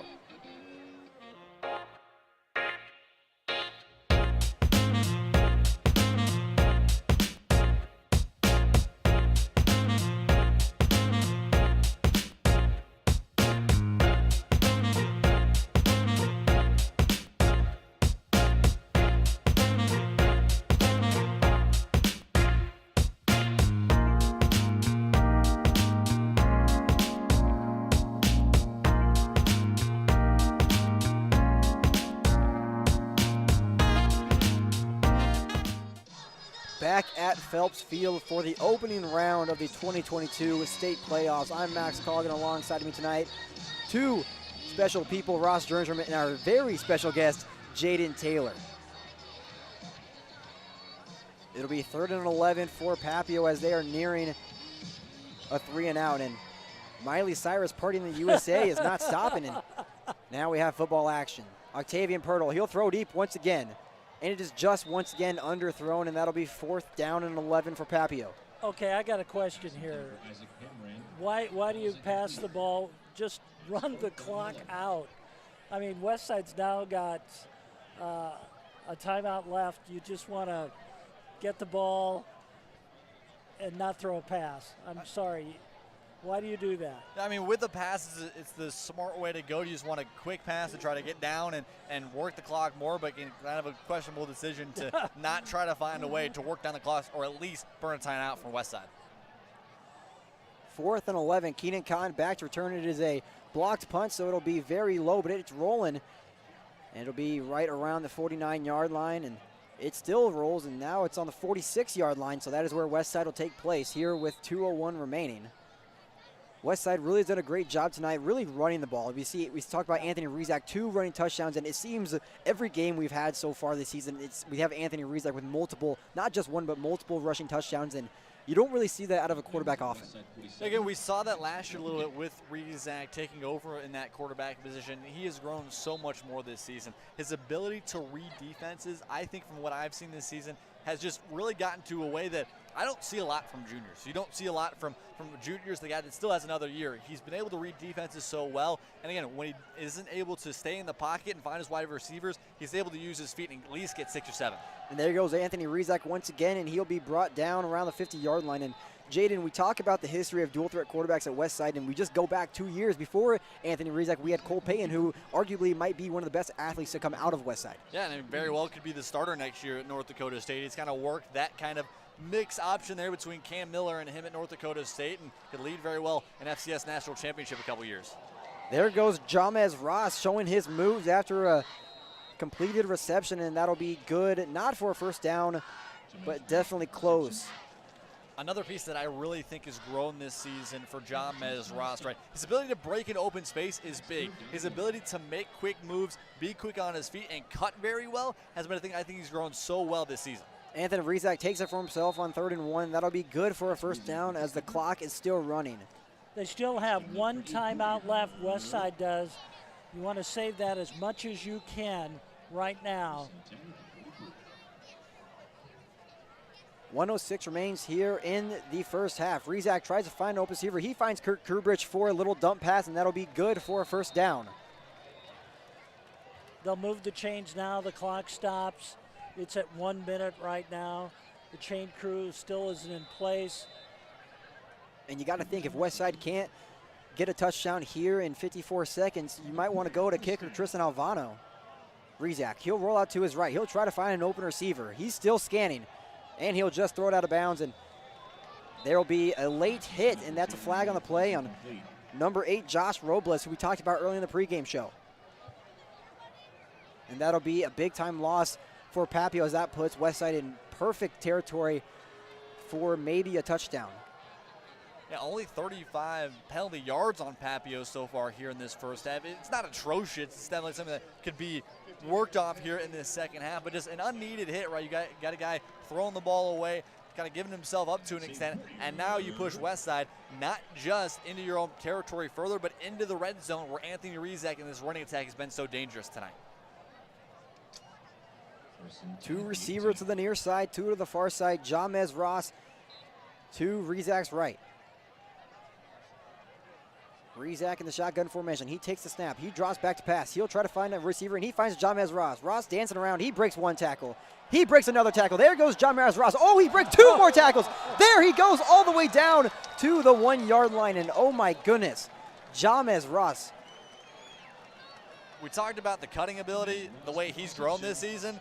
Case in point right there. The ability to work around guys, get guys to look silly, and push himself now to the 1-yard line. 1 yard to go here for Westside. He'll hand it off to Jamez Ross against breaks another tackle, and he'll get brought down and pushed back. Maybe a loss of yards, but Jamez Ross, we've seen him so many times here tonight breaking tackles, and Westside will call a timeout here to stop the clock. 22 seconds left on the clock for Westside here. It'll be 3rd down and goal from the 3-yard line. And we talk about the run game for Westside right now. We have such an impactful player at James Ross. And then you talk about Kirk Kubrich, who I wouldn't really be surprised if we saw him come in for a play or two, especially on this drive, as he is a tough running back who really can just work up the middle. And we may even see a quarterback keep on Anthony Rizak. You know, these are the situations that bring back memories of that state championship game. 3rd down and 3. These are the things that you got to score on. Well, and you also think about it, a lot of these players played on that state championship team last year, and they came off short, and so they are really looking for vengeance, and this is the exact time where it starts. This is the road to Memorial. Westside working quick here with 3 yards to go. 22 seconds on the clock. Rizak in the shotgun formation. Kurt Kubrich to his right. Rizak takes a snap. He'll drop back to pass. He'll try to find an open receiver, and it is almost caught, and it is intercepted. Tipped off of the hands of Jalen Lloyd, and it is intercepted by Papio. I think Westside wants that one back. That was not the best play that they had. That was The Trent. ball was tipped, and they had a chance there to just run the ball, and they couldn't do it. Big time interception from Trent Lavicki, who had a pass interference call earlier on the evening. And a way to be able to make up for it, right? Your Westside trying to push back into Papio territory, trying to find yourself a 3-score lead going into halftime, or excuse me, a 4-score lead going into halftime. You take that away with one play, and Lloyd trying to tip back up, little tip drill to make his own play, but Papio, again, not a ton of time, but still a way to slow the momentum from Westside. 18 seconds here in the first half. Octavian Pirtle will roll out to his right. He'll tell his receivers where to go. He'll try to find a receiver, and he does, and that'll be a good gain of around 8. Christian Valadez Fuentes with the reception. That'll be his 2nd reception of the evening. 10 seconds here on the clock in the first half. Papio's going to have to throw up a miracle. We've already seen Octavian Pirtle really throw it deep only one time tonight so far. We know he has that strength of an arm. It's just a matter of if his receivers can really get open, especially on these defensive backs. Octavian Pirtle in the backfield along with Pay and Peritos. Pirtle, he drops back to pass, and he'll be sacked in the backfield. Jaquel Osler. And the time expires here at Phelps Field. Jonquel Osler to end the first half with a big-time sack. And that'll be it here from the first half. Westside leads this one 21-0. We will be real back here with Ryan Kelly with his halftime report. We're going to take a quick break on the WTV Live Network. When we come back, more Westside football action.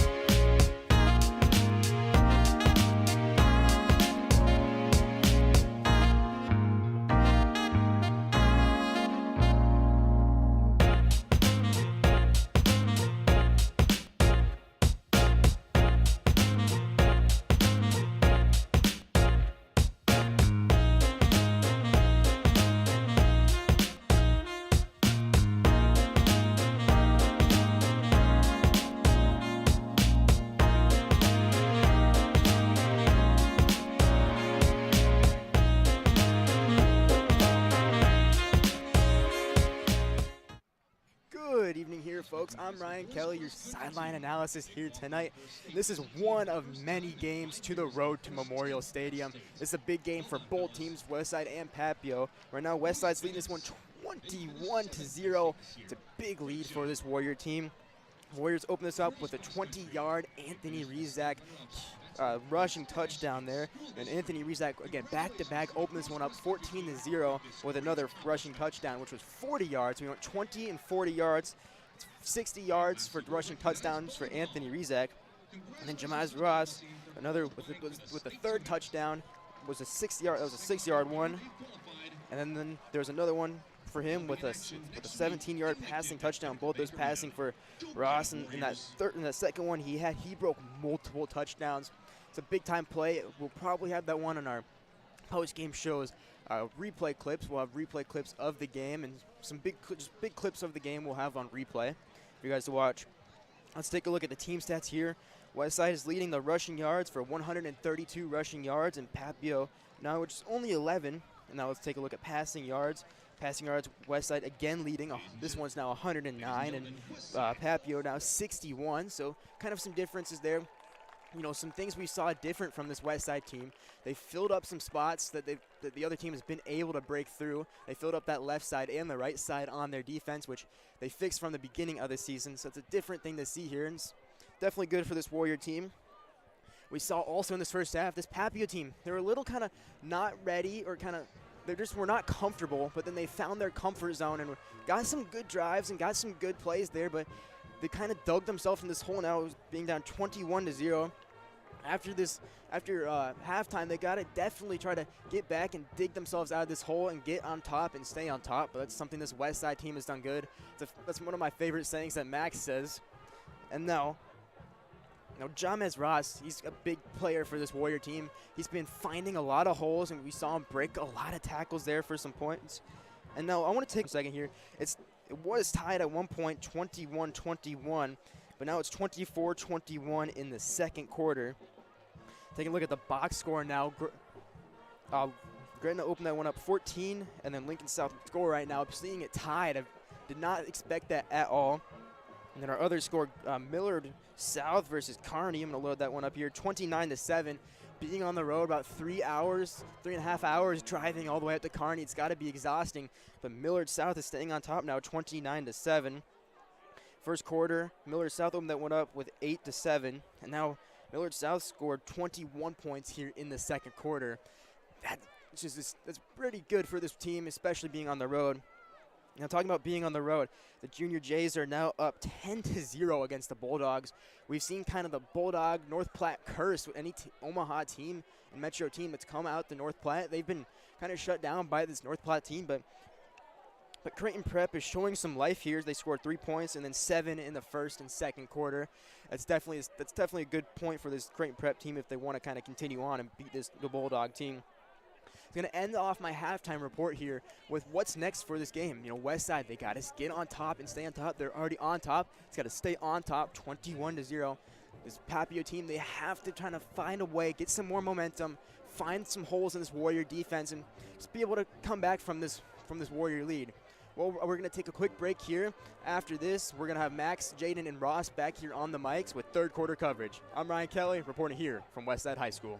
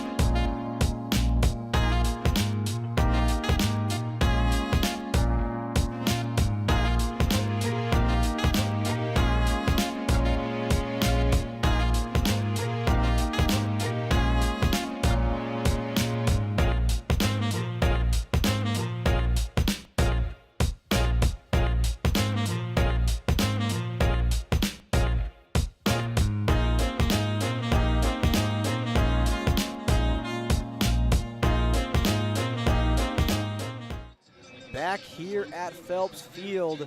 We are around 30 seconds away from beginning the second half. I'm Max Coughlin. Alongside me tonight is Ross Jernstrom and Jaden Taylor. I believe this is the first time in a football game WTV Live has had a three-man broadcasting crew. Am I correct, Jaden? You would know this more than me. Yeah, I think we've my sophomore year, 3 years ago, we had it for a quarter, and it was first year Mike Lucas came on for second quarter action of Bellevue East. Okay. So I guess full broadcast, yes, and I guess we've had it before. Making history here on the WTV Live. And we've had a lot of views this season. Our Bellevue West game had over 7,000 views, and that exciting game against Millard South, over 4,200 views. So a lot of people are out there watching us. Which is pretty incredible because you're splitting views too, to an extent, with Stadium that night, and incredible to see the just love that Nebraska and really around Nebraska and outside of Nebraska that they have in high school football and just high school athletics all around, and the Westside community grows and grows. We are now just moments away here from the second half beginning. Earlier in the game, Papillion deferred for the second half, and now they will have the ball.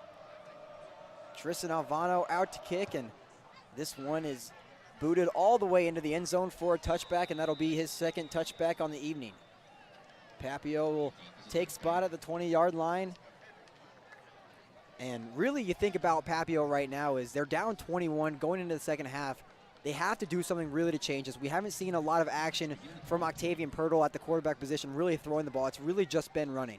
Yeah, I mean, it's been a lot of running, but it's kind of not shown that on the stat sheet. Just 9 yards of offense running-wise, 62 yards of passing total yards of 72 yards total tonight on offense. That needs to change here on this first drive. If you're Papillion, you got to find some kind of momentum setter here in the second half to get yourself back in this ball game. Gabe Snelling, the running back, is in the backfield. He'll take the snap.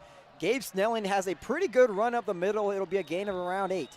That's what they need to do this second half. Just kind of make those short plays, little passes, mix in the run here and there. But they've got to get a lot of first downs and run that clock. But first, they got to get in the end zone, fellas. 2nd and 2 now for Papillion, as this is the drive where they really need to start it off, as momentum is really all on Westside's favor. 2 receivers to the far side, none to the near side. Octavian Pirtle will hand it off to Peyton Prestito. He'll get met at the line of scrimmage by a pile of Westside Warriors, and he may even lose a gain of yards. Again, the defensive line has just been superb tonight for Westside, being able to get that push. Outside of the first drive, Papillion had a couple, break open spaces for both Pirtle and Prestito to try to work around a couple defenders, but overall the push by the defensive line has been incredible tonight, exactly what they've needed in a night like this. That'll bring up 3rd and 2. Papillon's risking a 3 and out. They've really not have any success tonight on converting third down plays, and we'll have to see, especially now with 2 yards to go. Octavian Pirtle in the shotgun formation. He'll take the snap. He'll pitch it off to Peyton Prestito, and that will be a gain of around, and he's still going. Peyton Prestito to the 40, to the 35, to the 30. He may go all the way. And there he goes, touchdown. Peyton Prestito, he broke many tackles, and he went all the way for over an 80-yard rushing touchdown. And I think what the problem was, I think the Warriors thought he was going out of bounds, but he stayed inbounds on the far side of the field, never went out, and went about 70 yards downfield for the touchdown, and we got a ball game, fellas. Exactly what you needed if you're Papillion to start off this second half. You needed some kind of momentum-setting play to get yourself back in this one. Now just a 2-score ball game, and yes, if you're Westside now, that interception at the end of that first half, the Jalen Lloyd little tip-up for an interception, that's something you're really going to want back. What a play for Peyton Prestito. You thought he was going to go out of bounds, and then he just broke out in the open, and he fooled every single Westside player in the secondary. We're going to take a quick break now on the WTV Live Network after a big-time touchdown from Papillion, where Westside still leads 21-7.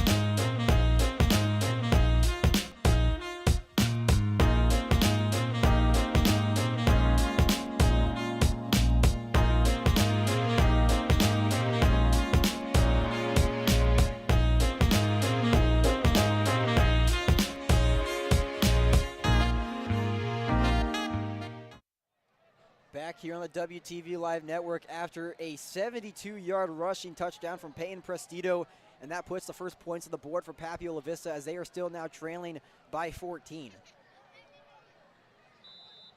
Jalen Lloyd, Brody Golick, and Keenan Cotton in the backfield to return this kick, and it'll be an onside kick up the middle, and it'll be recovered maybe by Papillion. We see that play. I don't think we've ever really seen an onside kick really go up the middle, especially in the second half, and that's odd. They're still trying to kind of rummage for who got this ball. I think Papillion touched it before it got 10 yards. We haven't seen a flag down, so still kind of talking back and forth. A really good, smart play to maybe get your momentum back, get the ball back at the offensive end, but I think it may be Westside's ball on offense. I don't think that ball went 10 yards. Yeah, I do too. The ball is placed right now at about the 48, 49-yard line. But you only had two balls randomly laying out, one of the 49 of one end, one of the 49 of the other. That's really more where they spot it. It's a smart play. I mean, you got the defense or the special teams of Westside off balance to an extent, but I think they kind of collapsed a little too early on that one. And especially you have to think, especially with 10:28 remaining, and we're only in the third quarter of, now you put Westside in amazing field position, and now they have the opportunity to go up even more. And it'll be Westside's ball, and here comes the offense led by quarterback Anthony Rizak. And you talk about that onside kick. Was it a smart move? Was it not a smart move? It could go either way. But if Papillion received that ball, that puts it, we're in a different game. Yeah, I mean, I honestly think you didn't need to pounce on that ball early. You had an entire really cacophony around you to have a couple guys drop on it. No Westside guy was coming onto that ball. You could have let that one go a couple more yards and made the play and get the offense back on the field.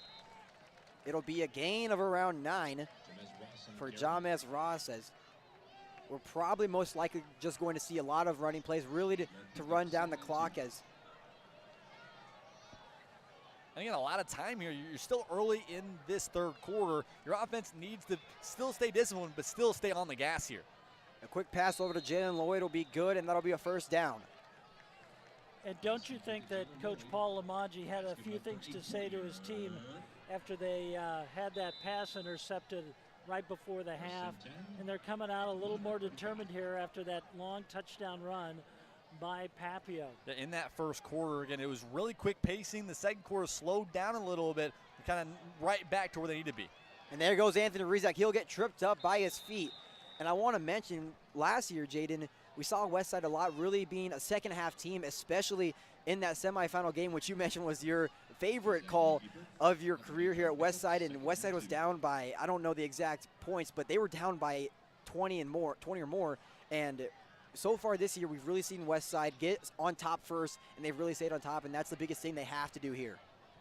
And there's good and bad to that to an extent, right? They've had some challenges up against North Platte, against Bellevue West, against Millard South. It's kind of, honestly, in my opinion, a tougher regular season schedule than we saw for Westside last season. I think that has prepared this team more so for the playoff atmosphere because they can't be sleeping. At times there was situations where you're up continuously and you feel comfortable getting that second half. You've been up by 21 points, and slowly the other team comes back into the ballgame, makes it a little bit closer. That's why they're a second-half team.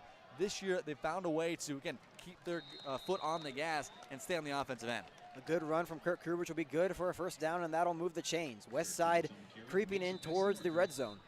Yeah, Coach Lamanji said one of the things he wanted to see with this team, we want to be the more physical team in the second half, and that's what they're trying to do right here and right now. First and 10 on the 21-yard line. Anthony Rizak will go in the shotgun formation with Kirk Krubich to his left. One receiver to the near side, two to the far side. Kirk Krubich moves to the right. Rizak takes it for himself to the right side. Rizak uses his blockers. He'll try to find an opening. He'll get pushed out of bounds around the 11. And there's a flag in the backfield. 2 flags on the play. It may be for the exact same reason. Colton Hagan was trying to go for a hold call. Anthony Rizak cut back in. Definitely this ball very likely to be coming back, and a long first down for Westside right after this. Again, you're pushed back outside of the red zone, but again, you still have these skills positions to do it. If you're Westside right now, got to find a way to stay disciplined and make sure you get some kind of points on this drive. Yeah, just an unnecessary penalty there by the Warriors. They're moving the ball downfield. Rizak's running the ball extremely well. Just it's just an unnecessary penalty by Westside. Westside now on the 39-yard line. They're working with First and long. And I want to mention on that last play, you look at Anthony Rizak, he rolls out to his right. He uses his blockers so well, even though that there was a holding call on that play. Really, the blockers have done such a great job tonight, really all the season so long, really to find openings. Rizak will throw it deep. He'll go to Jalen Lloyd, and it's just tipped. What a play there for number 16, Isaac Pamarin, doing a great job of preventing the touchdown. And that ball, maybe just by inches, was underthrown by Anthony Rizak, trying to find Lloyd across the middle. You could have let him a little bit more, but try to go for that one-on-one play. But a really good job by Perriman to be able to kind of work back, just be able to get tip on that ball, and it was just enough to really mess up Lloyd. We're getting a good reception. It'll be 2nd and 24 now for Anthony Rizak. He drops back. He'll try to find open receiver, and he does. He'll find twin brother Teddy Rizak. Rizak tries to get a gain of more, and he'll get pushed out of bounds around the 19-yard line. Not good for a first down, but helps tremendously. That makes it 3rd and decently manageable, right? When you're pushed back to 15, 20 yards, it's a situation where, do you go here on a 4th down? Do you try to go to your kicker? But now you have an opportunity on a 3rd and about 7, 3rd and about 8. You have the ability to work in and kind of use a couple crossing routes. 3rd and 9 here for Westside. 3 receivers to the far side, 1 on the near side. Rizak and Kubrich in the backfield. Kubrich takes a handoff. He'll try to find open his own, and he is in for the touchdown. Kurt Kubrich, easy walk in for the touchdown, and that'll put Westside up even more. That's your 3rd down back. That's exactly what you need, right? You switch it up. You worked Anthony Rizak passing. You've worked him running. You've worked Jamez Ross a little bit earlier. Now go to the guy that's going to switch up the defense a little bit. They don't know how to scheme to him. Running right across the middle. Your offensive line does what it needs to do. It breaks into open space, and you're back up by 3 scores. That's not the first time we've seen that play. Kubrick scored on the exact type of run against Grand Island earlier this season. Now Vano for the PAT, and it is good. And I have to mention before we go on break, the offensive line for Westside so far tonight has done a tremendous job. We talk about touchdowns. We have not seen a passing touchdown tonight from Westside, 4 rushing touchdown, and you have to give credit to the offensive line where it's at. And again, the one big play that we saw from Papio, again, it's one big play. It's one huge play that changes momentum to an extent. But Westside has done what they need to do as a team atmosphere, right? You don't need those one big plays. They drive down the field very well. They get those big plays of 6-7 yards. So far, my game ball goes to the entire offensive line. As of right now, Ross. As of right now. Westside and Papio will come back on the field here as Tristan Alvano will be back now to kick.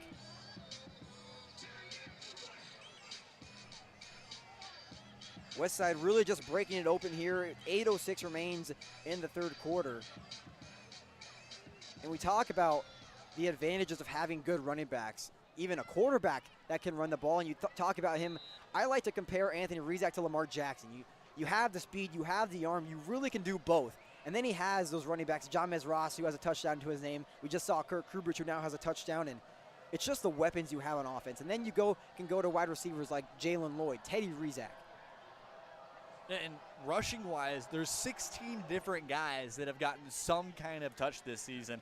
Running back-wise, again, you've seen a lot of different jet sweeps. They've used Jalen Lloyd across the middle a little bit as well. But overall, rushing-wise, they have so many guys they can go to. It's hard for a defense to scheme. You're dealing with one guy and a running back for a lot of teams, right? If you're looking at Papio, right, you have Prestito, who's your main running back. You look at a little bit of Bush as well. But for a team like Westside, there's so many threats that you have to work with and stay disciplined for. And if you're not, they're going to beat you. We saw that with Jalen Lloyd in a couple of big plays. We've seen that with Bo Ryan, and we've seen that with Anthony Rizak. But that touchdown was so important for Westside.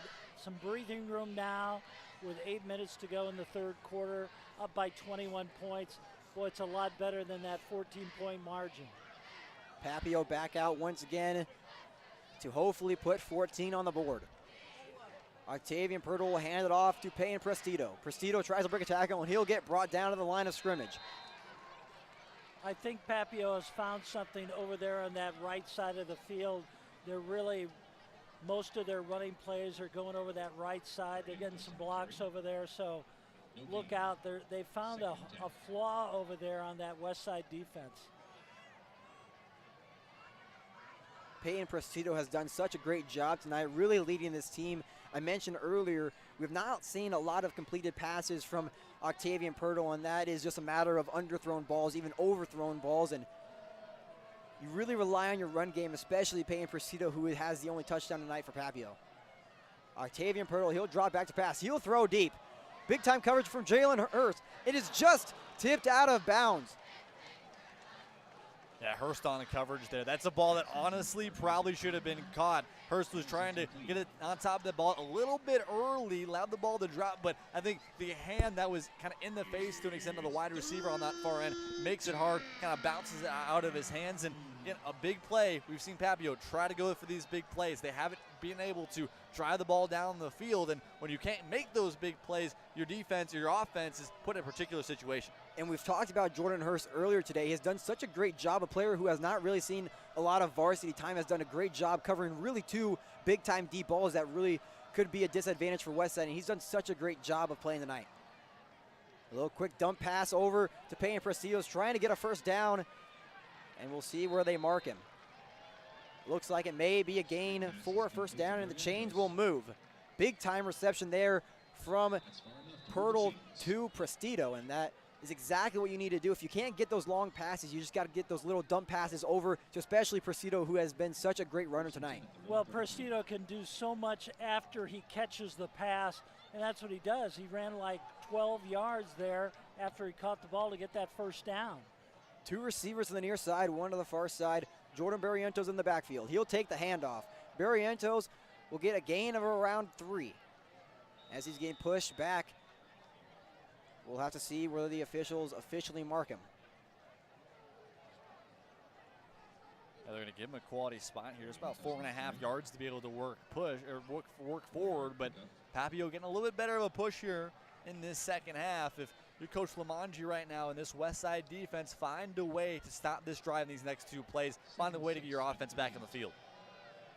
2nd and 6 now for Octavian Pirtle. Pirtle gets a snap. He'll do a handoff to Peyton Presido, and he's stopped in the backfield once again. That's Kurt Kubrich, the linebacker. Kurt Kubrich, just a complete player out there for the Warriors. Does it on offense. He's just scored on about a 30-yard run, and there he does it on defense. It's great when you got a guy like that that can play both ways. 3rd and 7 now for Papio as they are risking the 3 and out. Jaden, we talked about it before in this game. They have not really done a successful job of converting those 3rd down plays, and they are 3rd and long now. As there will be a flag on the play. It'll be a false start on the offense, which is going to hurt Papio terribly. Yeah, those small things that you can't have. You mentioned the struggles on 3rd down today for Papio. Just 3 for 8 coming into this next play, and those are the things you have to have, right? You have to find a way to work drives. You can't rely on 1-2 big plays, and Papio's relied a little bit too much on that tonight. Here's the thing, though. You got to find a big play here to keep this drive alive. That brings up 3rd and 12 now for Octavian Pirtle. He takes a snap. He'll take it for himself. He'll roll out to the right, and it'll be way underthrown, and that brings up 4th and 12. And again, really good coverage on that far side. A little bit of separation that could have been a close play on that far side, but again, a good job by this Westside defense staying disciplined. They've gotten so much push at the line on those passing plays that, again, we've seen Pirtle have to work out of the pocket a little bit. He's done pretty well out of the pocket, but it's a situation where when you have a lockdown set for where it's only one-on-one opportunities that Pirtle can go to, there's only so many opportunities out there, and Westside secondary's done a really good job of shutting those down. 4th and 12 now brings on the punt team. Keenan Kahn in the backfield to return. The punt is off. Kahn will take it for himself. Kahn will receive the ball. He'll try to break a tackle, and he'll get brought down around the 43-yard line. Kahn was really thinking about if he really wanted that ball or not, and it just ended up in his hand, so he said, why not just go with it? Yeah, I think he saved about 10 to 15 yards by taking that ball off the bounce, but good return by him, and the Warriors have it all the way out to the 47-yard line. And here comes the Westside offense led by quarterback Anthony Rizak. Westside will start on their own 46-yard line.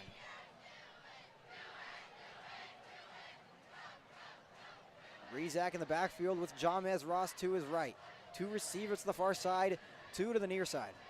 Rizak takes a low snap. He'll drop back. He'll try to find open receiver. He tries to find Jamez Ross, and it is caught. Jamez Ross to the 15, to the 10, to the 5. Touchdown, Jamez Ross.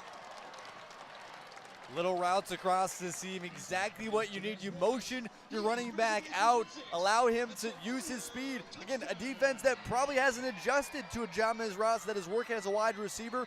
Great job to find himself across the middle. Anthony Rizak, a perfect wide receiver there. And again, he's in open space. You cannot find a way to stop Jamez Ross in open space. You talk about a multi-tool player on offense, Jamez Ross. He's a running back, but he can also get open in the secondary. And that's the first passing touchdown for Westside today, and it was perfectly placed. So hard to defend when you have 2 receivers to the far side, 2 to the near side, and you put a running back in motion. That's 5 receivers, fellas. That's tough to defend. The PAT from Tristan Alvano is good, and that puts Westside up 34-7 with 4:55 remaining. We're going to take a quick break here on the WTV Live Network. When we come back, we'll have more third quarter action.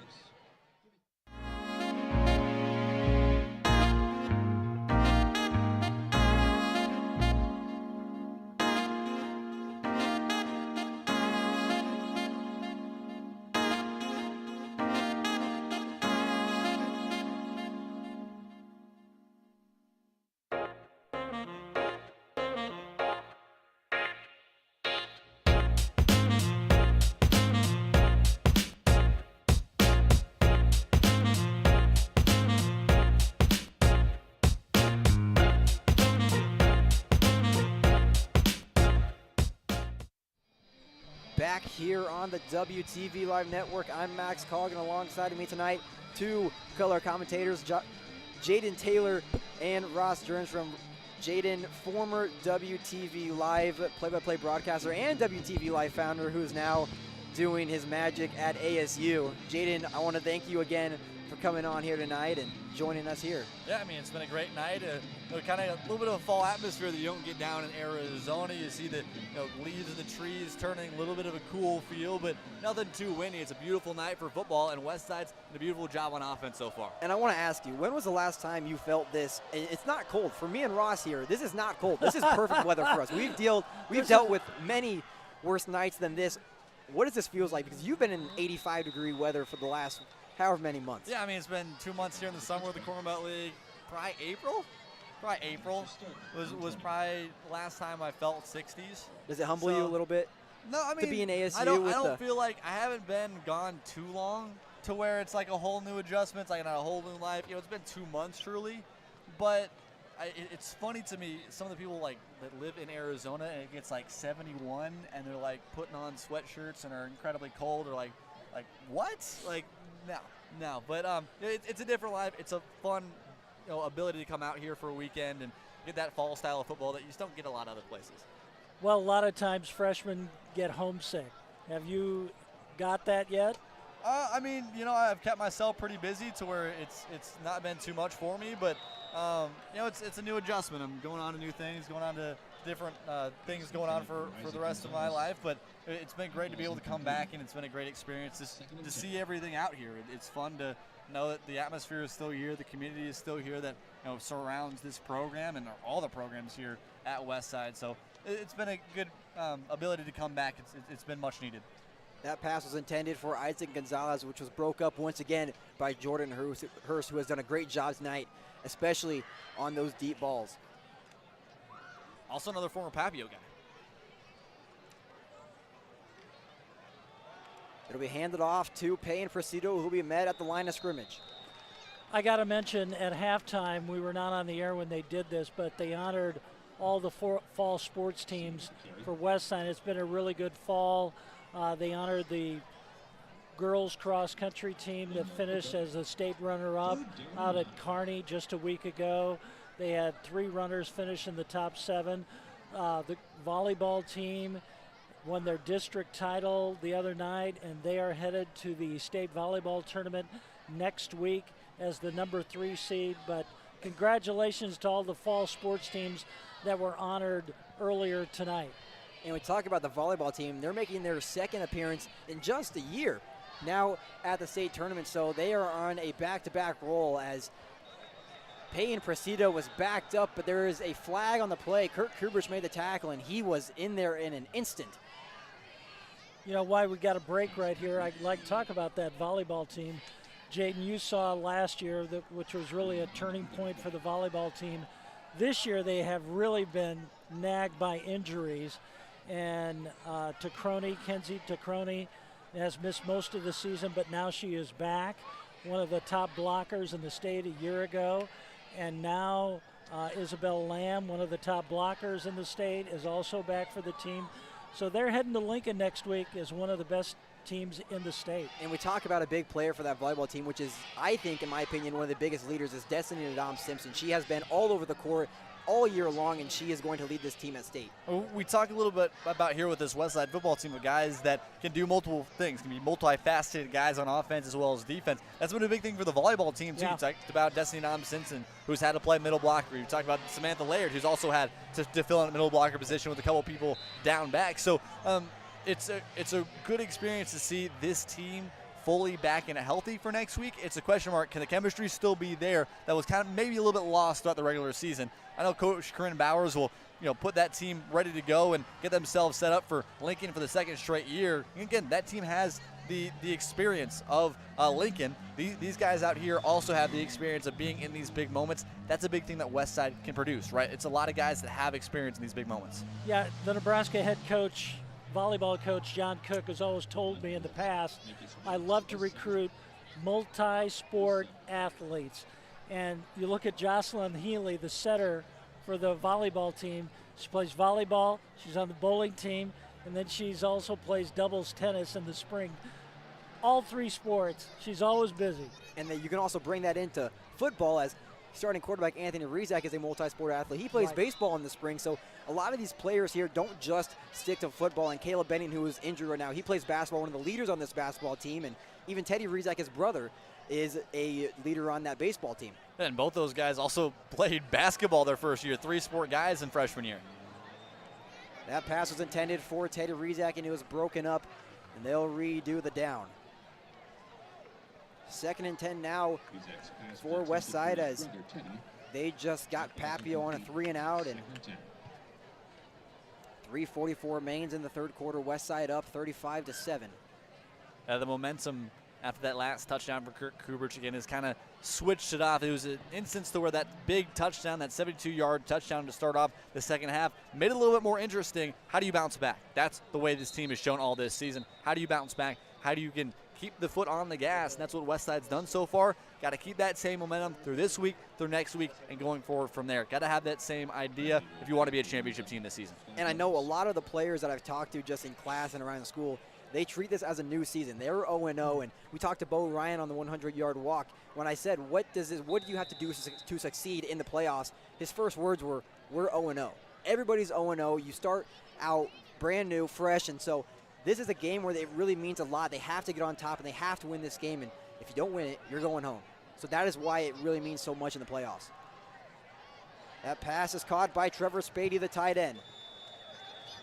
I love that play to the tight end.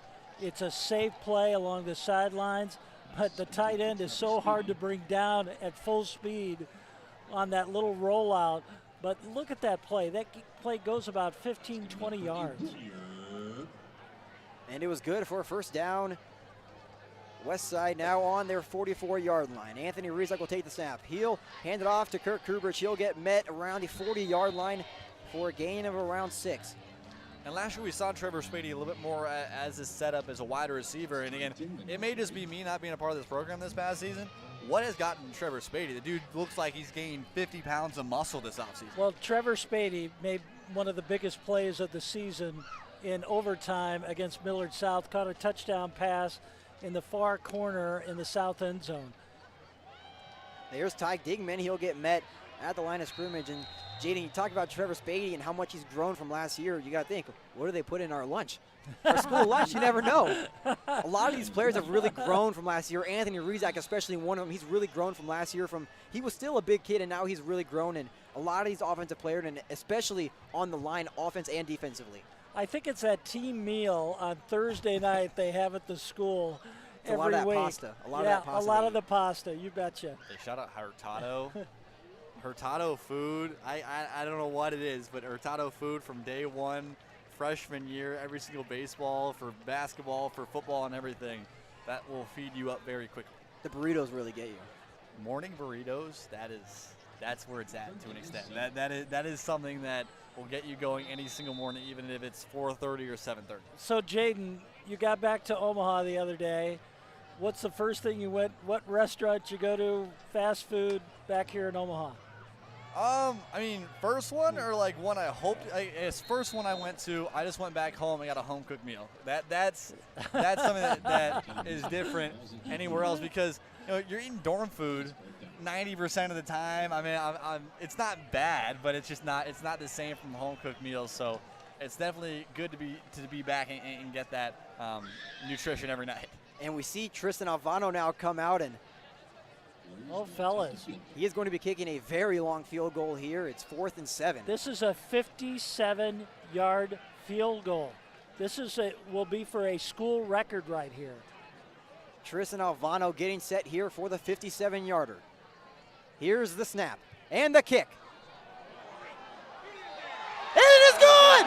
It is good! Tristan Alvano from 57 yards. A school record. He broke his own record of 53, and now he holds it of 57. Well, I got my player of the game, 57 yards, school record. Fellas, that's something that's never been done here at Westside High School, and that is only 2 yards off the state record of 59 yards. What a kick for Tristan Alvano, who we talk about so much.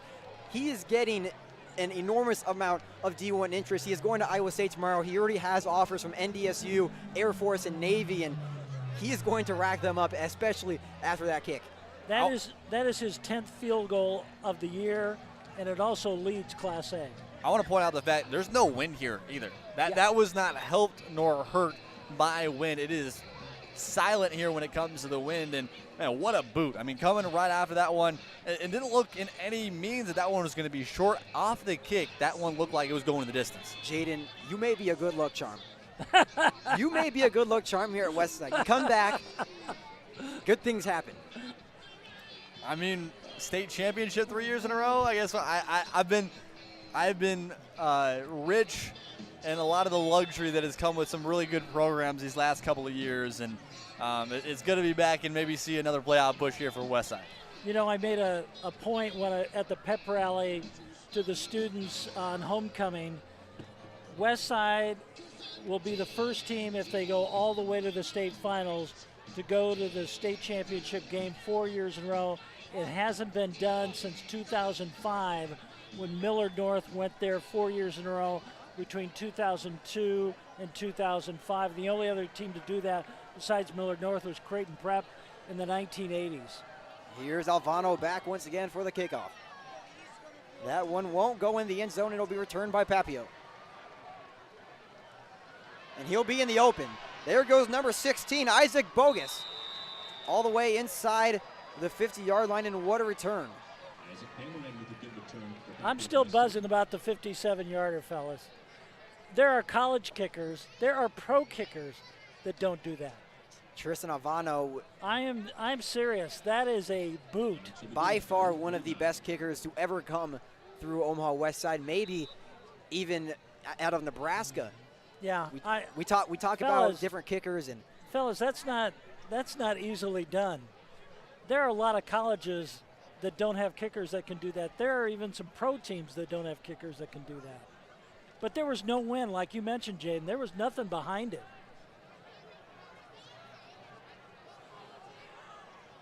And it'll be 1st and 10 now for Papio as he has met Bo Ryan. Oh my goodness, Bo Ryan met right at the line with Jordan Barrientos. One touch. I mean, you talk about bull rushing to an extent. Bo Ryan went straight off the near edge and was barely even touched. You got the left guard on the near end, barely get a hand on him, worked around him, and got straight into the running back. I mean, what a setup by Bo Ryan. That's the type of mentality you have to have that we've seen these last couple of years from Westside linebackers. It has been the mentality, I'm going to go in there and I'm going to get a hit, and I'm going to get a hit very hard. You know, Max, when you talked to Bo Ryan the other day on your 100-yard walk, when he came out, he's shorter than you. I mean, he is not a big guy. Octavian Pirtle, he'll throw it deep to Isaac Gonzalez, and it is tipped out of bounds. That's Jeremiah Truitt, the central transfer. And Ross, we go back to Bo Ryan in the 100-yard walk. I said, one of the questions was, if you were an animal, what animal would you be? And guess what he said? He said he'd be a dog. Go ahead and guess the reason why. Because they are sweet. You think Bo Ryan right now, is he sweet? No chance is he sweet. So that just shows you the switch he has from being one of the sweetest person you know. As it reminds him, he calls himself a dog because he's sweet. And then now he's a dog because he is angry. He wants to hit anybody he sees that is not on his team. So that just shows you the switch that Bo Ryan has and how much of an effective linebacker he can be.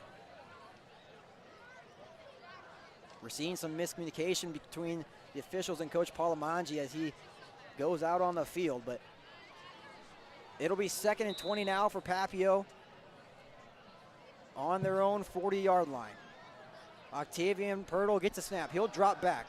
He'll do a quick dump pass over to Peyton Petitos, and there he goes once again. Peyton Petisto, what a night he has. You think about it, Papio only has 7 points on the board, but he has really so far has proven that he is really living up to expectations. Yeah, Prestido already over 100 yards rushing, is able to work there a little bit on the little dump pass as well. That's the thing that Papio has been able to find offensively, those little dump passes and allowing Prestido to find himself in open space. We talked about in the pregame show that Prestido needed to find himself with some grass in front of him. When he finds himself with some grass in front of him, he's able to cut well, able to make some plays. That's what I think Papio needs to go back to. Find a way to maybe get him a little bit more involved in the passing game. Octavian Pirtle, he'll throw deep once again. That's number 3, Christian Valles, and is tipped out of bounds once again. Jordan Hurst. Well, that's Ty Kiefer, excuse me. Ty Kiefer, you know, I got to mention now the jerseys. We're in the black jerseys with the red numbering, and Ross, we have trouble all year long seeing that. Ty Kiefer is a player to look out for. He was our Time 42 player of the game 2 weeks ago after he had an amazing pick to end the game against Millard South in overtime, and he is that senior leader that he has not really been on the spotlight due to injuries, but this year he is having a year. Yeah, I mean, he's been really an incredible story to even be on the field currently. To an extent, was both a multifaceted guy as a freshman, was on the basketball team, varsity basketball team in the districts and state tournament his freshman year. Also played a little bit of football, but again, those ACL injuries took him out for some time. But again, he's had a big impact. He has the leadership, and he's done so much of the work in the offseason and outside of the football field to get back onto it. It's just an incredible story from him. Hey guys, I got some quick updates here in the state playoffs. Let's do these quickly. Lincoln Southwest 24, Millard West 10. Millard South leads Kearney now 29-21. But here's the one to watch. Gretna 27, Lincoln Southeast 24.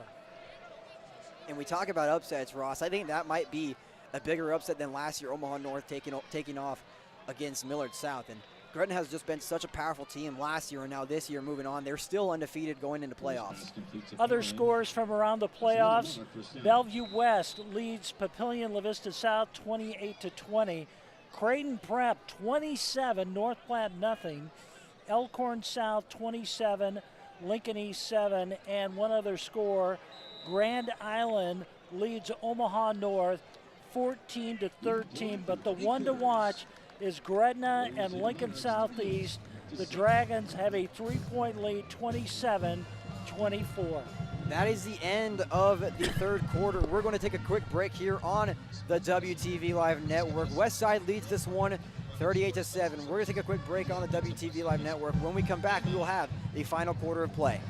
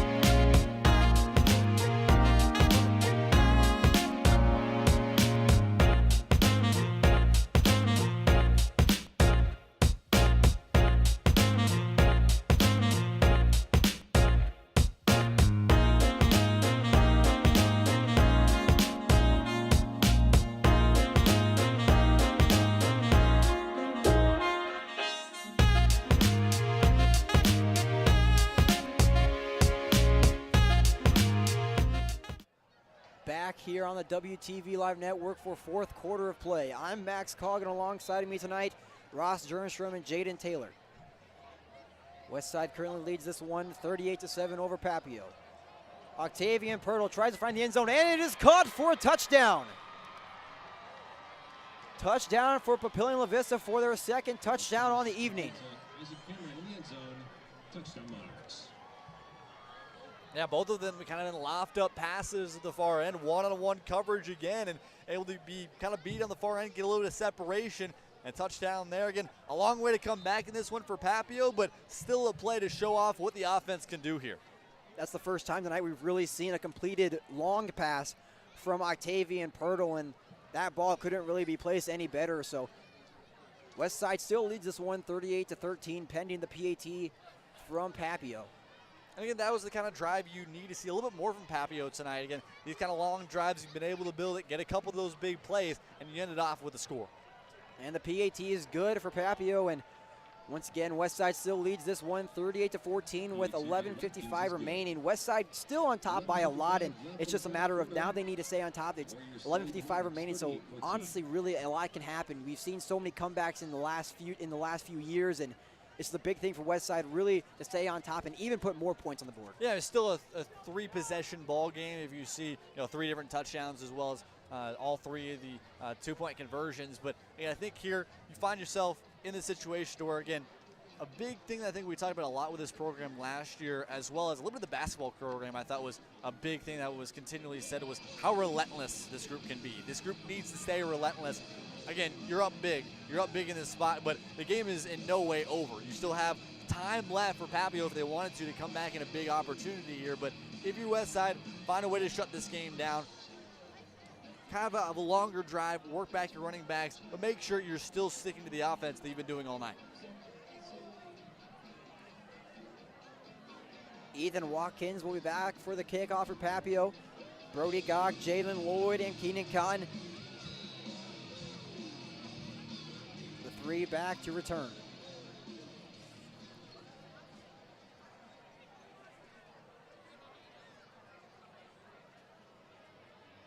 Big thing for Westside right now is you have to look out for maybe an onside kick here, and that's not what we're going to see. We're going to see a long boot to Brody Gach. Gach will take it for himself. He'll go up the middle. There goes Brody Gach. He'll try to break a tackle. There goes Brody Gach. He's in the open. Brody Gach may go all the way. He's to the 30. He's to the 30. He's to the 25. To the 10. Touchdown, Brody Gach. Takes it all the way to the end zone. That's a 1-yard touchdown. For the second week in a row, Brody Gach scores on special teams of another touchdown. He did it last week against Lincoln Northeast.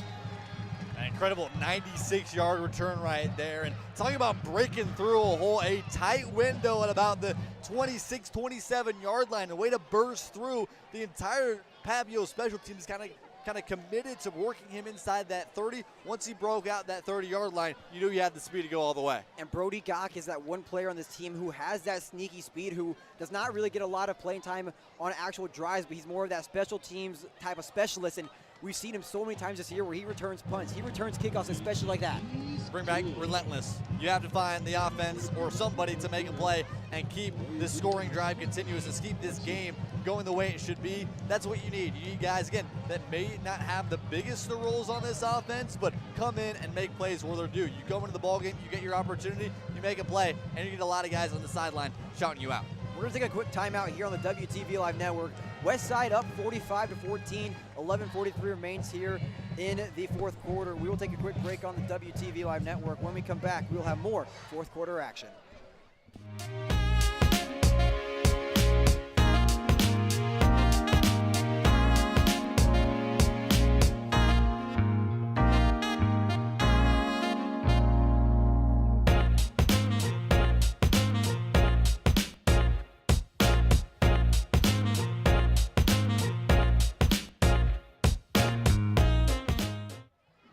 Back here at Phelps Field, where we just saw a 96-yard kick-off return from Brody Gach, the junior.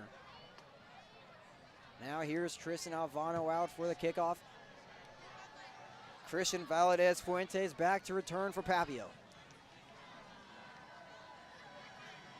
And Jaden, we talk about exciting moments in this game, and we have been given so many. A school record field goal. We have seen a 96-yard kickoff return, all in the time that you were back in Omaha. it's again, a luxury to be able to watch this program, and good to be back to be able to see this group do what it's been supposed to do these last 3-4 years. This has been the expectation. They're living up to it. Now it's just a matter of, do you get back to Memorial Stadium? Can you get back to Memorial Stadium and bring back the state championship back to Westside? That's the difference I feel with this Westside team compared to some of the other top teams in the state, right? There's a lot of talented guys. There's, one or two guys on a lot of different teams. There's so many different pocketed pieces to this team, right? There's two really good guys in the linebacking core. There's two really good guys that you can work at the quarterback position. We've even seen some backups come in when Anthony Rezak was hurt this season. But there's so many different pieces of this team that when they're able to be on, they can be by far the best team in the state. It's a matter of getting all of those pieces linked in and making sure they're doing what they should be doing. Payne Prestito takes a rush for around 5.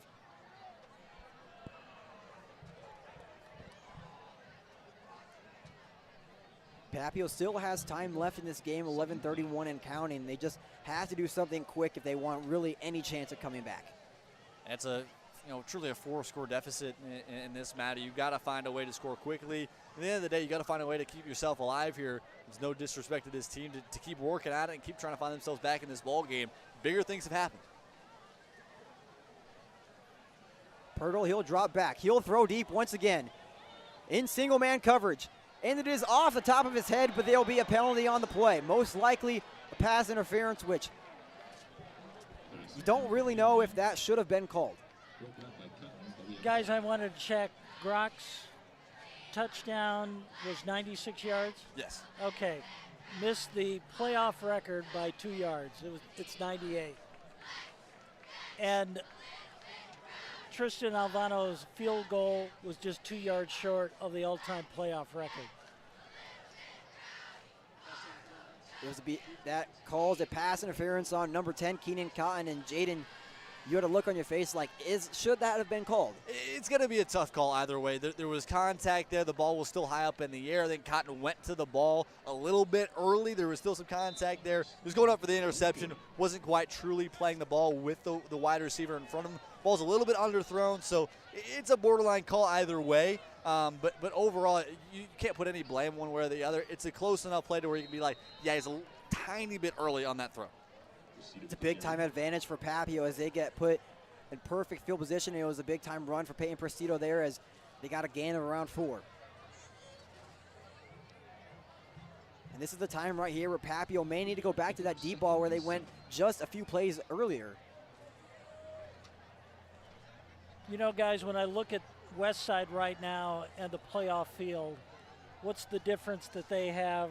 Everybody's got a good offense. Everybody's got a pretty good defense.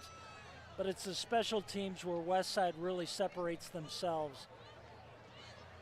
And again, I think I was talking about with that, it's a situation to where, again, a lot of different teams in these top 4, top 5 teams in Nebraska this season have those one really big name stars, 2 really big name stars. They have some role players that can work inside of that.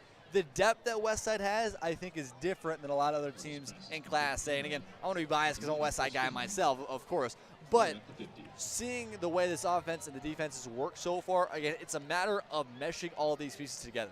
When you mesh all these pieces together, that's when you're going to find wins. And it's not just this year where Westside has depth. They had depth last year. They had depth the year before where they won state against Elkhorn South. So it's just a matter of Westside really keeping the culture together, and especially with new transfers coming in, a new head coach, and being able to keep that culture together. They have a special teams coach, Garrett Moravik, on the team, who's also somewhat of a psychologist on the team that works with the team mentally to give them their thought, and I think that has really helped our kickers. I mean, just the punters, field goal kickers, there's a lot of stressful situations, dramatic moments in games where they have to come through, and he has really worked with them. Yeah, Coach Moravik has been a guy that I even worked with, back last year, and I mean, he's a name that, again, you see your offensive coordinator, defensive coordinator, your head coach, the big names you're going to see on this coaching staff. a guy like Moravec is a guy that not too many people take in regards for how much he builds this program. He's really a name that just about every single guy on the team likes. They're open with him. They're open with his coaching staff. And again, you mentioned a lot of change this year. New head coach, new surroundings, a lot of new players going into a system that they might not know too well. So it's been pretty cool to see. Again, you add that guy like Moravec who's brought this team together, made sure this chemistry is there, and you have the culture within this program, tweaked a little bit with the new head coach, but still there and still producing wins. So, Jaden, I'm asking you, did he talk to you about when the bases are loaded, you're brought out there on the mound in a stressful situation like that? I mean, didn't worry a ton baseball-wise, but it was there's that presence with Coach Moravec that there's nothing to hide. There's nothing to hide there. It's a person that is there truly for the students, for the kids to get better. And he also, on top of that, knows how to kick a ball pretty well, too. Yeah, so that doesn't hurt. It doesn't hurt. So he's able to work with his team. And, again, there's so many different personalities that you can have with the coaching staff, with the team, whatever. Again, it's how you can mesh those. And that glue that I think is really a part of this team, this program these last 5 years, has been Coach Moravec.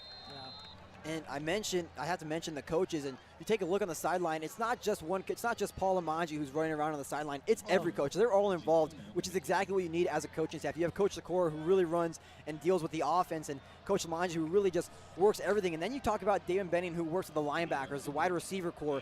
They all have a part in this team where they all really make a difference, and that is why this team has been so successful in the past years. And again, talk about a lot of different guys with a lot of different styles of personalities with Damon Benning and Sikora, kind of two different sides of that field. But again, it's the culture that they work together. They understand each other. They work with each other each and every day. That's what's built. You have good culture within the coaching staff. You're going to build good culture within your teammates. A pretty good run there for Peyton Prestito as he breaks many tackles, but there's a flag in the backfield. Yeah, Tom Kirkman, the athletic director, and Brett Foyt, they really put together quite a coaching staff over the last 6-7 years, and they mixed in that culture, as you mentioned, off the field that has really helped this team. And one thing I think that Coach Lamanji has brought to this team, they had a lot of activities, campouts, little excursions before the season even started. They do a lot of team activities, and I think that bond that they have built since August has really paid off for this team. And that'll move Papio back even farther, and it'll be third and very long here. We'll have to see if they decide. And Papio will call a timeout, and we'll take a timeout as well here on the WTV Live Network. Westside leads this one 45-14, 80 minutes and 46 seconds remain.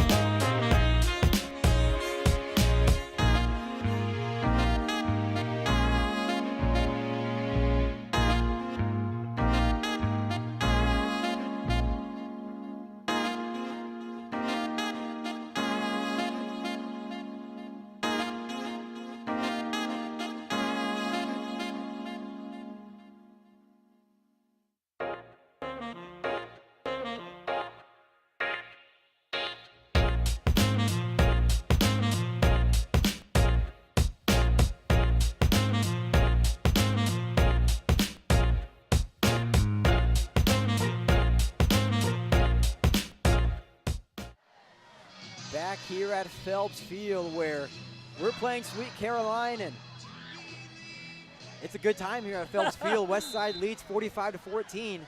I was watching the players on the sidelines. They're just enjoying themselves, hugging each other and listening to the music. Octavian Pirtle, he rolls out, and it'll be a fumble, and it'll be recovered by Papio, but way back on midfield. Jonquel Osler was on the breakup there, doing a great job in the backfield. Now Takaway to work off the edge, and Osler, he's been getting really good pressure tonight. Again, a guy that has really grown, I think, this season now as a true upperclassman, and him taking over this defensive core that saw him a little bit last year, but the defensive core was a lot between a mix between Cole Howardman was the big guy last year, and I think Osler has taken over that spot at the defensive end. It's 4th and very long now for Papio as the punt team is out. Keenan Cotton in the backfield to return. And it'll be a fake. And it is nowhere near good for Papio. I honestly do not know what they were thinking on that, Ross, but hey, I guess they had to have any sort of hope, and now Westside will take over in amazing field position past midfield. And there's 8 minutes to go. What do you got to lose? They've tried an onside kick. Now they've tried a fake punt. Give them credit. Papio's still trying to win this game, and they haven't been able to pull it off. Westside's been very alert, getting the onside kick, and now tipping that pass away on 4th down. And now here comes the offense led by Anthony Rezak. They'll start with 1 receiver to the near side, 2 to the far side. Ty Dingman's in the backfield along with Rezak. Rezak gets a snap. He'll hand it off to Ty Dingman. Dingman will take it up the middle. There goes Ty Dingman. He'll take it all the way to the 41. There's a guy that has really come on strong here towards the end of the season. Ty Dingman had a great game a week ago down at Seacrest Field. Scored 3 touchdowns against Lincoln Northeast. He's one of the fastest players on this team. He's got some speed when he gets into the open. And again, talking about that depth, 4 different rushers of over 250 yards this season. I mean, so many guys you can go to. You have Kirk Cooper, which is that 3rd down back, and you have another guy in Ty Dingman that, again, if you're a defense, how do you scout that? How do you scout so many guys that both can work in the passing game as well in the rushing game? You talk with Anthony Rezak, his ability to work both on the ground and passing. We now saw Jamez Ross, who's able to work in the seam and catch some passes himself. That's the difference I think you see in this Westside team compared to so many others. The versatility, the guys that are able to move on both sides of the ball and able to throw off the defense in so many ways. And we talked about Ty Dingman last week, 86 yards rushing, but here's the key, 3 rushing touchdowns. So it was by far his game of his life. He liked to call it, he said his game of his career, and he just is an amazing option for Westside as Coach Lamanji. If you have Jamez Ross, Jaden, you mentioned it, so many different rushers that they have on this team that they can go to. And here's Ty Dingman once again, 3 rushes in a row. And Ty's on that 4x100-meter relay team for the track team in the spring. He just brings something that, is really hard to defend. It is called speed. When you got the speed and you can just outrun your opponent, that's a great asset to have.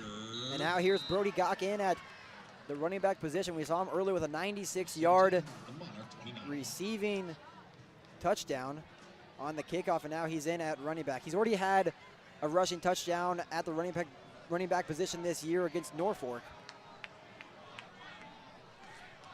Anthony Rezak in the shotgun formation. He'll hand it off to Gok, but there is a false start, and that'll move Westside back.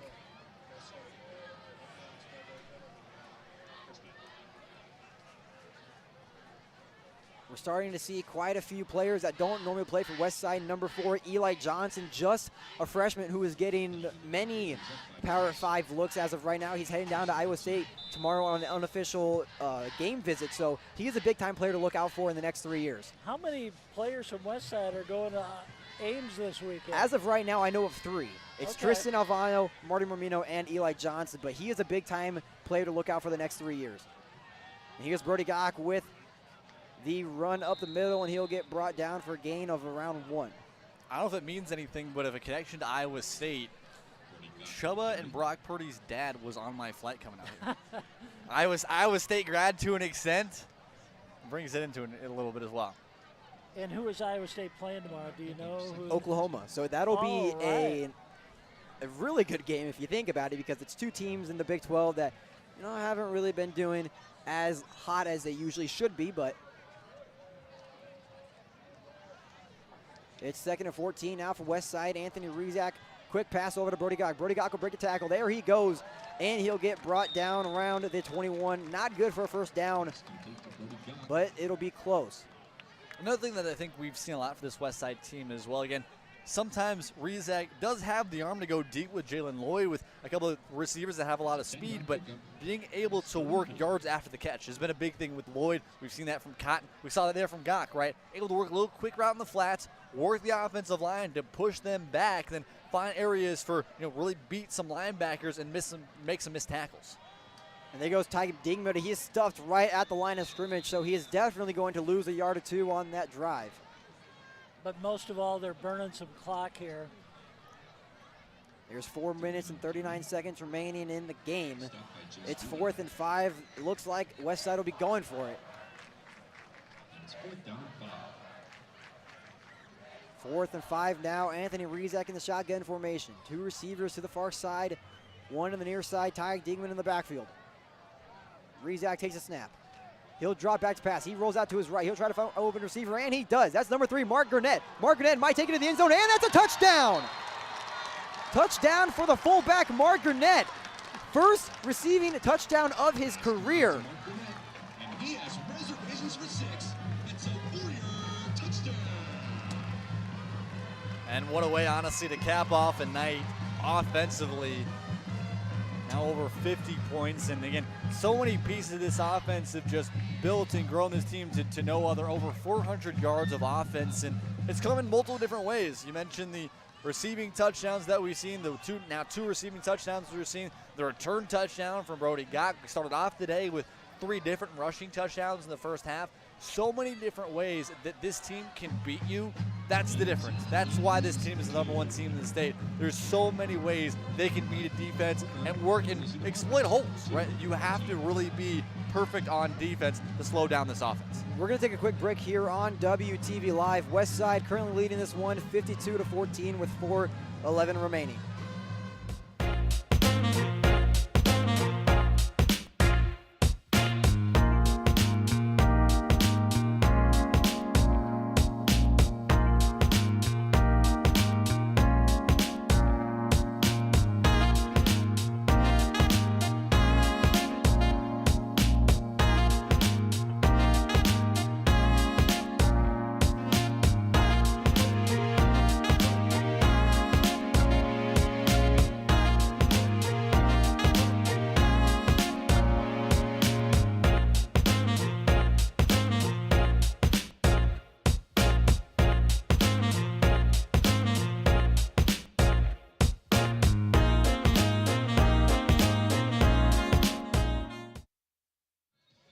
Back here at Westside, 4:11 remains in the 4th quarter. Westside up big, 52-14. And we talk about different players being used today. Mark Gurnett, first ever receiving touchdown. He's a fullback.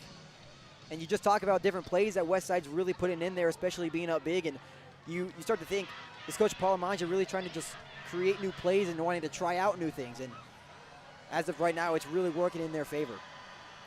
We're talking about the now 17 guys that have been able to rush the ball this season for Westside. 16 guys that have gotten a reception.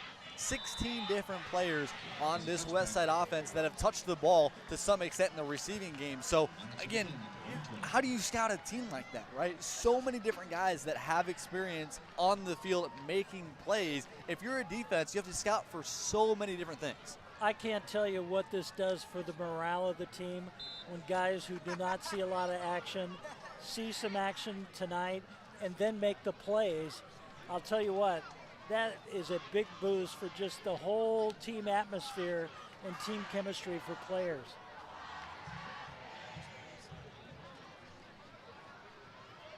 Papillion will take over on their own 20-yard line here.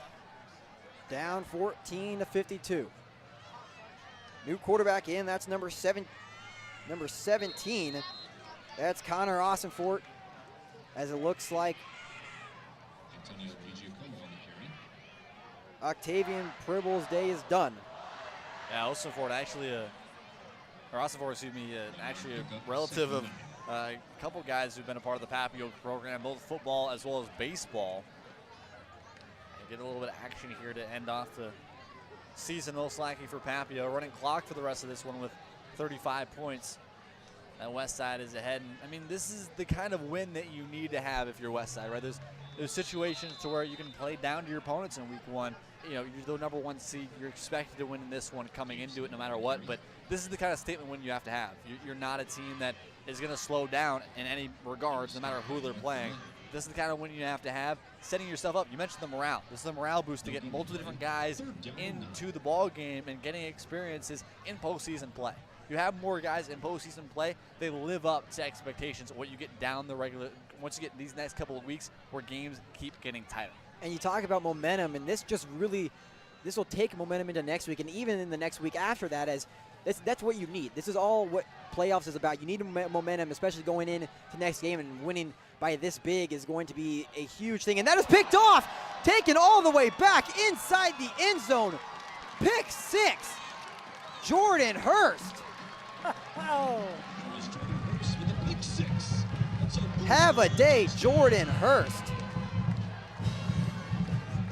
Another guy, right? Another guy that comes in and makes plays. We saw it in the first half. Some incredible coverage defensively. Then right there, jumps the route, perfect timing. And that play was set up right out of the gate. The first read was that far side, a little cut back route on the 5 and out. Beautiful read by Hurst to come in and grab it and take it back for 6. And it's a second week in a row that the defense has scored a touchdown off an interception. Ross, we talk about the Time 42 player of the game, and I am very lost at who we really should decide on who it should be. So the PAT is good from Tristan. Tristan hits a school record, 57 yards. Well, we got to wait until the end of the game. We don't want to give it away too early as of right now. So that's my vote. We have our hints. we have our key contenders for it. But as always, you got to wait till the very end of the game and to find out who it is. But as of right now, you really could go anywhere. And we're going to take a quick break here. Of course. Anthony's having a great night. The 96-yard kickoff return by Gach. That's good, too. I mean, there have been some great players tonight. And now Papillion makes their way out here for any type of hope as Westside leads this one 59-14. Just an all-around dominant game here for Westside as all faces of the game have been used, and we've seen touchdowns on both offense and defense now. And special teams. Well, yeah. Everywhere. Yeah. I think, if anything I've been impressed with, it's the special teams tonight. I mean, that long field goal, kickoff return for a touchdown, you just don't see those very often. And we talk about Brody Gach, who is a player that I did not know Brody Gach was a game breaker like that. He has sneaky speed. I've been trying to tell people he has speed. That we've seen it in the Norfolk game. We've seen it so many times. We saw it last week in the Northeast game when he returned the punt for over 70-yard touchdown. And he has that speed that not a lot of people really know he has, and that is why he is used so well on special teams. And there's Tristan Alvano for the touchback, and Papillion will start on their 20-yard line.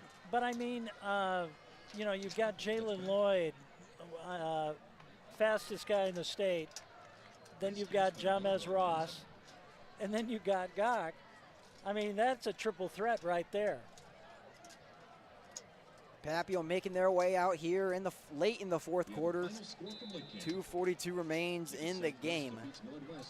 And I think you might see Papillion just run the clock out here. I don't know. I mean, you're down 59-14. Do you want to risk another pick? And we have a game now that has been finalized, who now Westside, most likely Westside wins this game, will take on next week. Lincoln Southwest wins over Millard West 31-17, and that is a big-time win for the Silverhawks as now they move their way into the quarterfinals. Yeah, and rehashing kind of an upset from 2 weeks ago, the second to final game of the regular season, a 27-23 win for Millard West that really kind of set themselves up and put them into this position to make the playoffs and be truly a top 8 or 9 team. And for Southwest to be so dominant on defense, they forced 3 turnovers.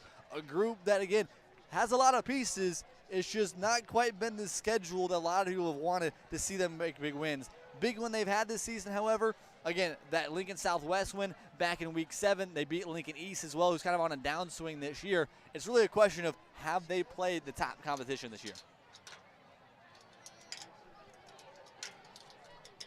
And he'll throw deep. And It is caught. That's number 16, Isaac Pamarin.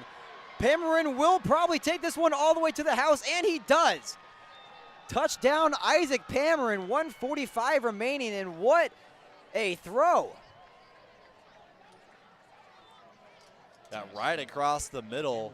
Originally one-on-one coverage. The safety didn't quite get fully over in time. And Pamarin able to make the play and run all the way for the score. And still able to stay alive here in Papio. Again, you're really done for this one, but still able to show some life. Understand that, again, this is kind of the last game for a lot of guys. And showing that they're willing to be in this one, still keep fighting is a great thing to see.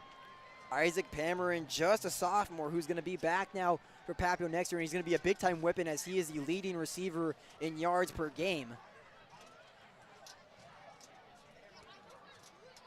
But we go back to the Lincoln Southwest and Miller West game. That is who Westside is going to be play next week back here at the Phelps Field, and that's a big-time matchup. Lincoln Southwest 8-2 on the season, and they're a team that has not really gotten a lot of spotlight this year, but they're a team to really look out for. Yeah, again, we mentioned the fact that the schedule hasn't quite been there. An 8-2 team, losses to Millard West as well as this team in Papio so early this season. So it's some losses that a team like that should be a top 5, top 6 team when you look at the record-wise. The losses haven't quite leveled the same playing field for Lincoln Southwest. Still a really solid football team, and I think it's going to be a test for Westside next week. But it's a spot to where you're going to come into Phelps Field. It's a hostile atmosphere like no other. How do you adjust there? And Westside, there's not really much to change. You've had everything work well today. Every single piece of this team has worked the way it needs to be.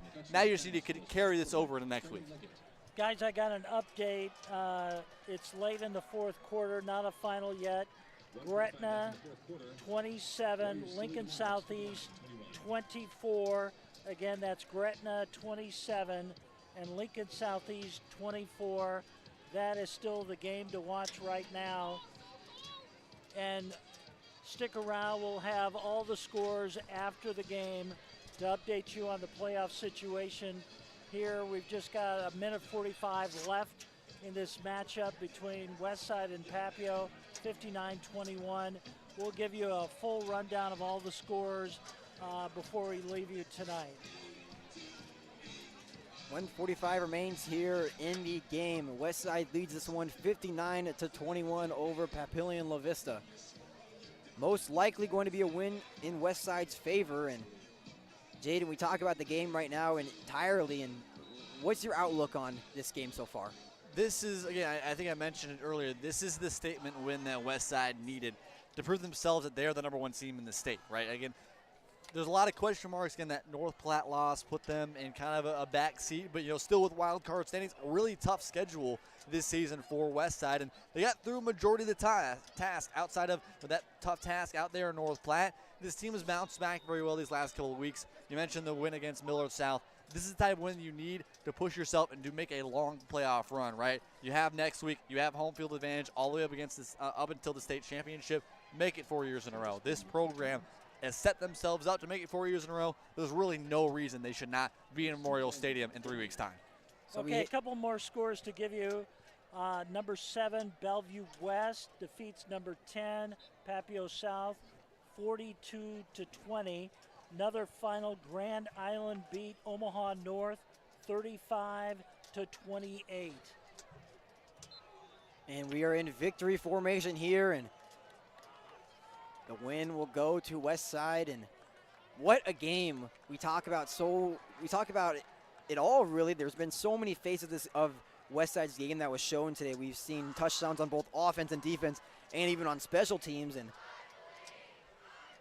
just an amazing game by so many players on this team. And Anthony Rizak, once again, he'll go to his knee, and we have 32 seconds and counting. I don't know if we have decided on the player of the game quite yet. I know, Ross, you have your contender. Jaden, you may have yours. I have mine, and we're going to have to wait till the game concludes here in 20 seconds, really counting. And that's why you stay. That's why you stay tuned. That's why you stay here exactly on why WTV Live for post-game coverage with Ryan Kelly, as well as everybody here on the WTV Live post-game show. That's why you stay around. That's why we have our views and a good little sponsorship ad end off this one. And Jaden, I want to mention before we get all the post-game, all this stuff, thank you once again for coming on here. It's been a pleasure of mine and been a pleasure of Ross's too to have you on here. You're down at ASU. You're the founder of this club, WTV Live. You have built it from the ground up to what it is today, and I have no words to really take on of what you have built. Yeah, I mean, it's been a pleasure to be able to come on here and have you guys allow me to have the luxury of coming on here for a great game. And it was a long 4 years, a lot of fun 4 years, and it's great that you guys are doing just as good as I thought you guys would be doing coming to this year. And it's you're doing a great job in keeping the standard that is set here, whether it's in athletics, whether it's academically. Westside is set up to be the best place in Omaha, the best place in Nebraska, and you shouldn't change that. And it's wonderful to see what you guys have still been doing, and it's great to come back out here and be a part of this at least one more time. Jaden, you planted the seed a few years ago with this WTV Live group. It's the foundation. We're going to build it even bigger through the years, and we're just so thankful that you had the courage and the idea to do something like this, and it's really been so successful, folks. Last year we had 50,000 views on WTV Live and during the football season, and we're just building it even more. Yeah, I mean, overall, live streaming to an extent, being able to show these games in a professional atmosphere is something that so many schools have added. Here in Nebraska, so many Strive schools, what they've been able to build, a lot of YouTube schools too, and there's so many. There's no, I guess, non-incentive to not go into this. You build a community, you build a way for people that can't get out to the game or want to go watch the game later or not even from here, right? It's an ability to build a program and build a community even more so. And it was a pleasure being able to bring this. There's so many high schools that are doing this, that are building it, and if you're a high school that's not doing it right now, I don't know why you wouldn't be doing it, because it's a situation where you can build a community so much more and show off the great facilities and everything that's great about your program. Jaden, once again, just thank you from me and Ross and the entire WTV Live crew. And I know we are ecstatic to have you here tonight, and really you just teaching us, especially being here too. You have taught me so much in the past year I have been with you, and I just know I will be learning a lot more from you in the future. So with that being said, we're going to take a quick break on the WTV Live network, and we'll have Ryan Kelly along with the Time 42 post-game interview.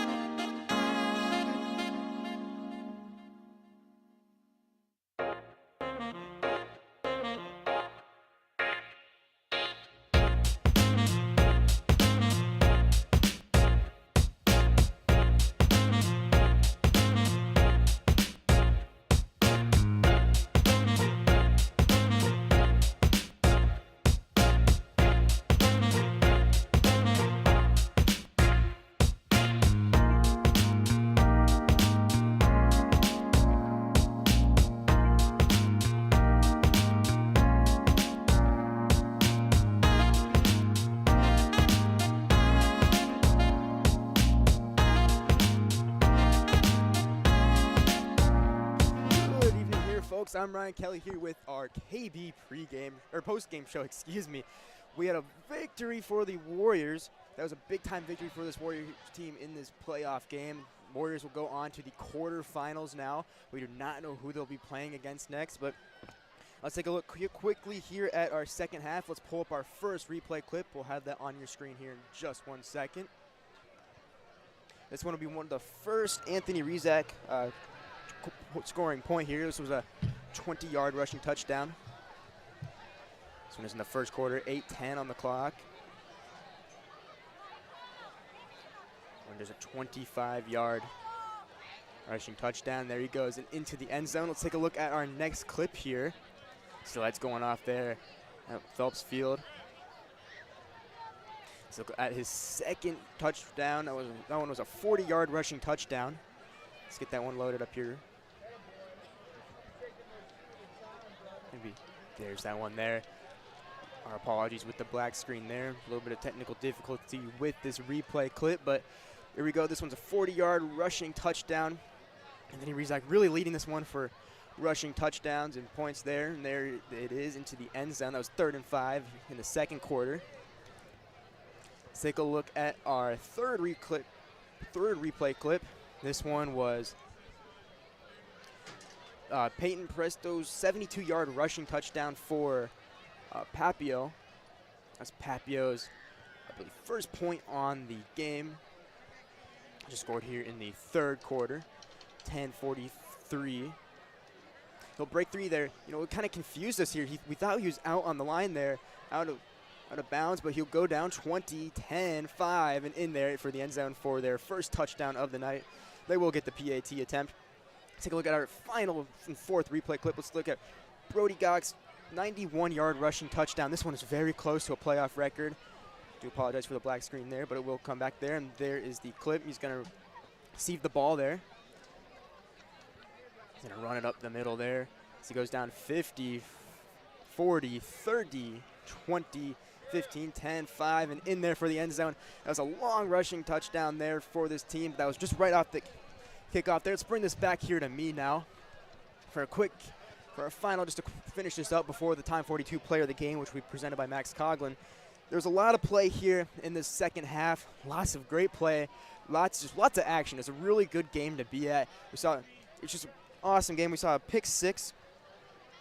So a pick 6 by Jordan Hurst for the Warriors. He does not get as much play time, but saw him go out there and really dominate. And then we saw early in the fourth quarter, Isaac Praman for Papio, who scored a 27-yard passing touchdown. So it's a pretty active game, and we cannot forget Tristan Alvano's 57-yard field goal. That's a new school record off of 53 yards, and it almost will be to like state playoff records. But we're gonna have Max Coughlin present our Time 42 player of the game after this KB Postgame Show. So we'll be back here for this quick break as Max Coughlin will bring you the Time 42 player of the game.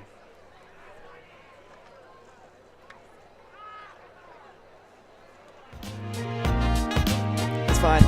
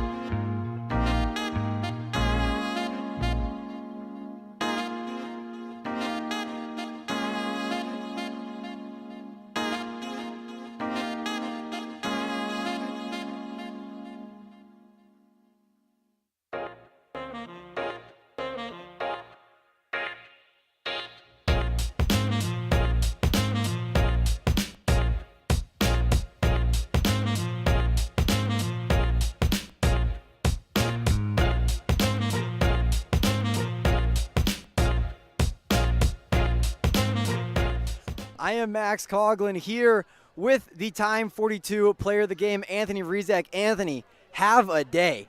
Not just you, but your entire team. It seemed like all aspects of the game, you guys were exploding. Yeah, we had probably had our best all-around week of practice. Everyone's ready to go mentally and physically. O-line, defense, backs, receivers, everyone really balled out today, and we had a good result out in the field. We'll start with you passing. 18 completions, 26 attempts, 232 passing yards, 2 touchdowns. What was working for you out there passing the ball today? We knew Papillion La-Vista, they're missing their 2 starting corners. They're both injured, so going into the game, we knew we were going to be able to attack them. We got explosive receivers, so especially, even the shorter routes like hitches or speed outs stuff, the other team's going to have to honor the deep threat, so they're going to have to get depth and, just take what they give us and add on a little bit more, make a big play, use our explosiveness and speed to our advantage.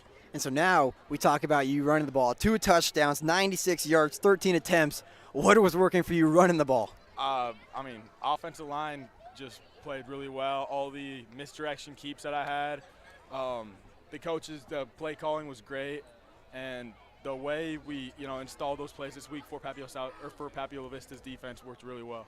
So you guys now have Lincoln Southwest. I'm probably the first one to tell you that they beat Millard West. So now you guys take on Lincoln Southwest at home. What do you guys have to do to prepare for that this week? Have another great week of practice. We'll be back in here tomorrow, 8:30. Getting our bodies right, getting recovered. I think we were able to rest a couple starters. Keep them healthy for a deep playoff run, hopefully. But focusing on us. All right, from Westside High School, this is Anthony Rizak. I'm Max Coughlin. Alongside of me tonight, Ross Jernstrom, Jaden Taylor, and the entire WTV Live crew. Thank you for tuning in tonight, and have a great night.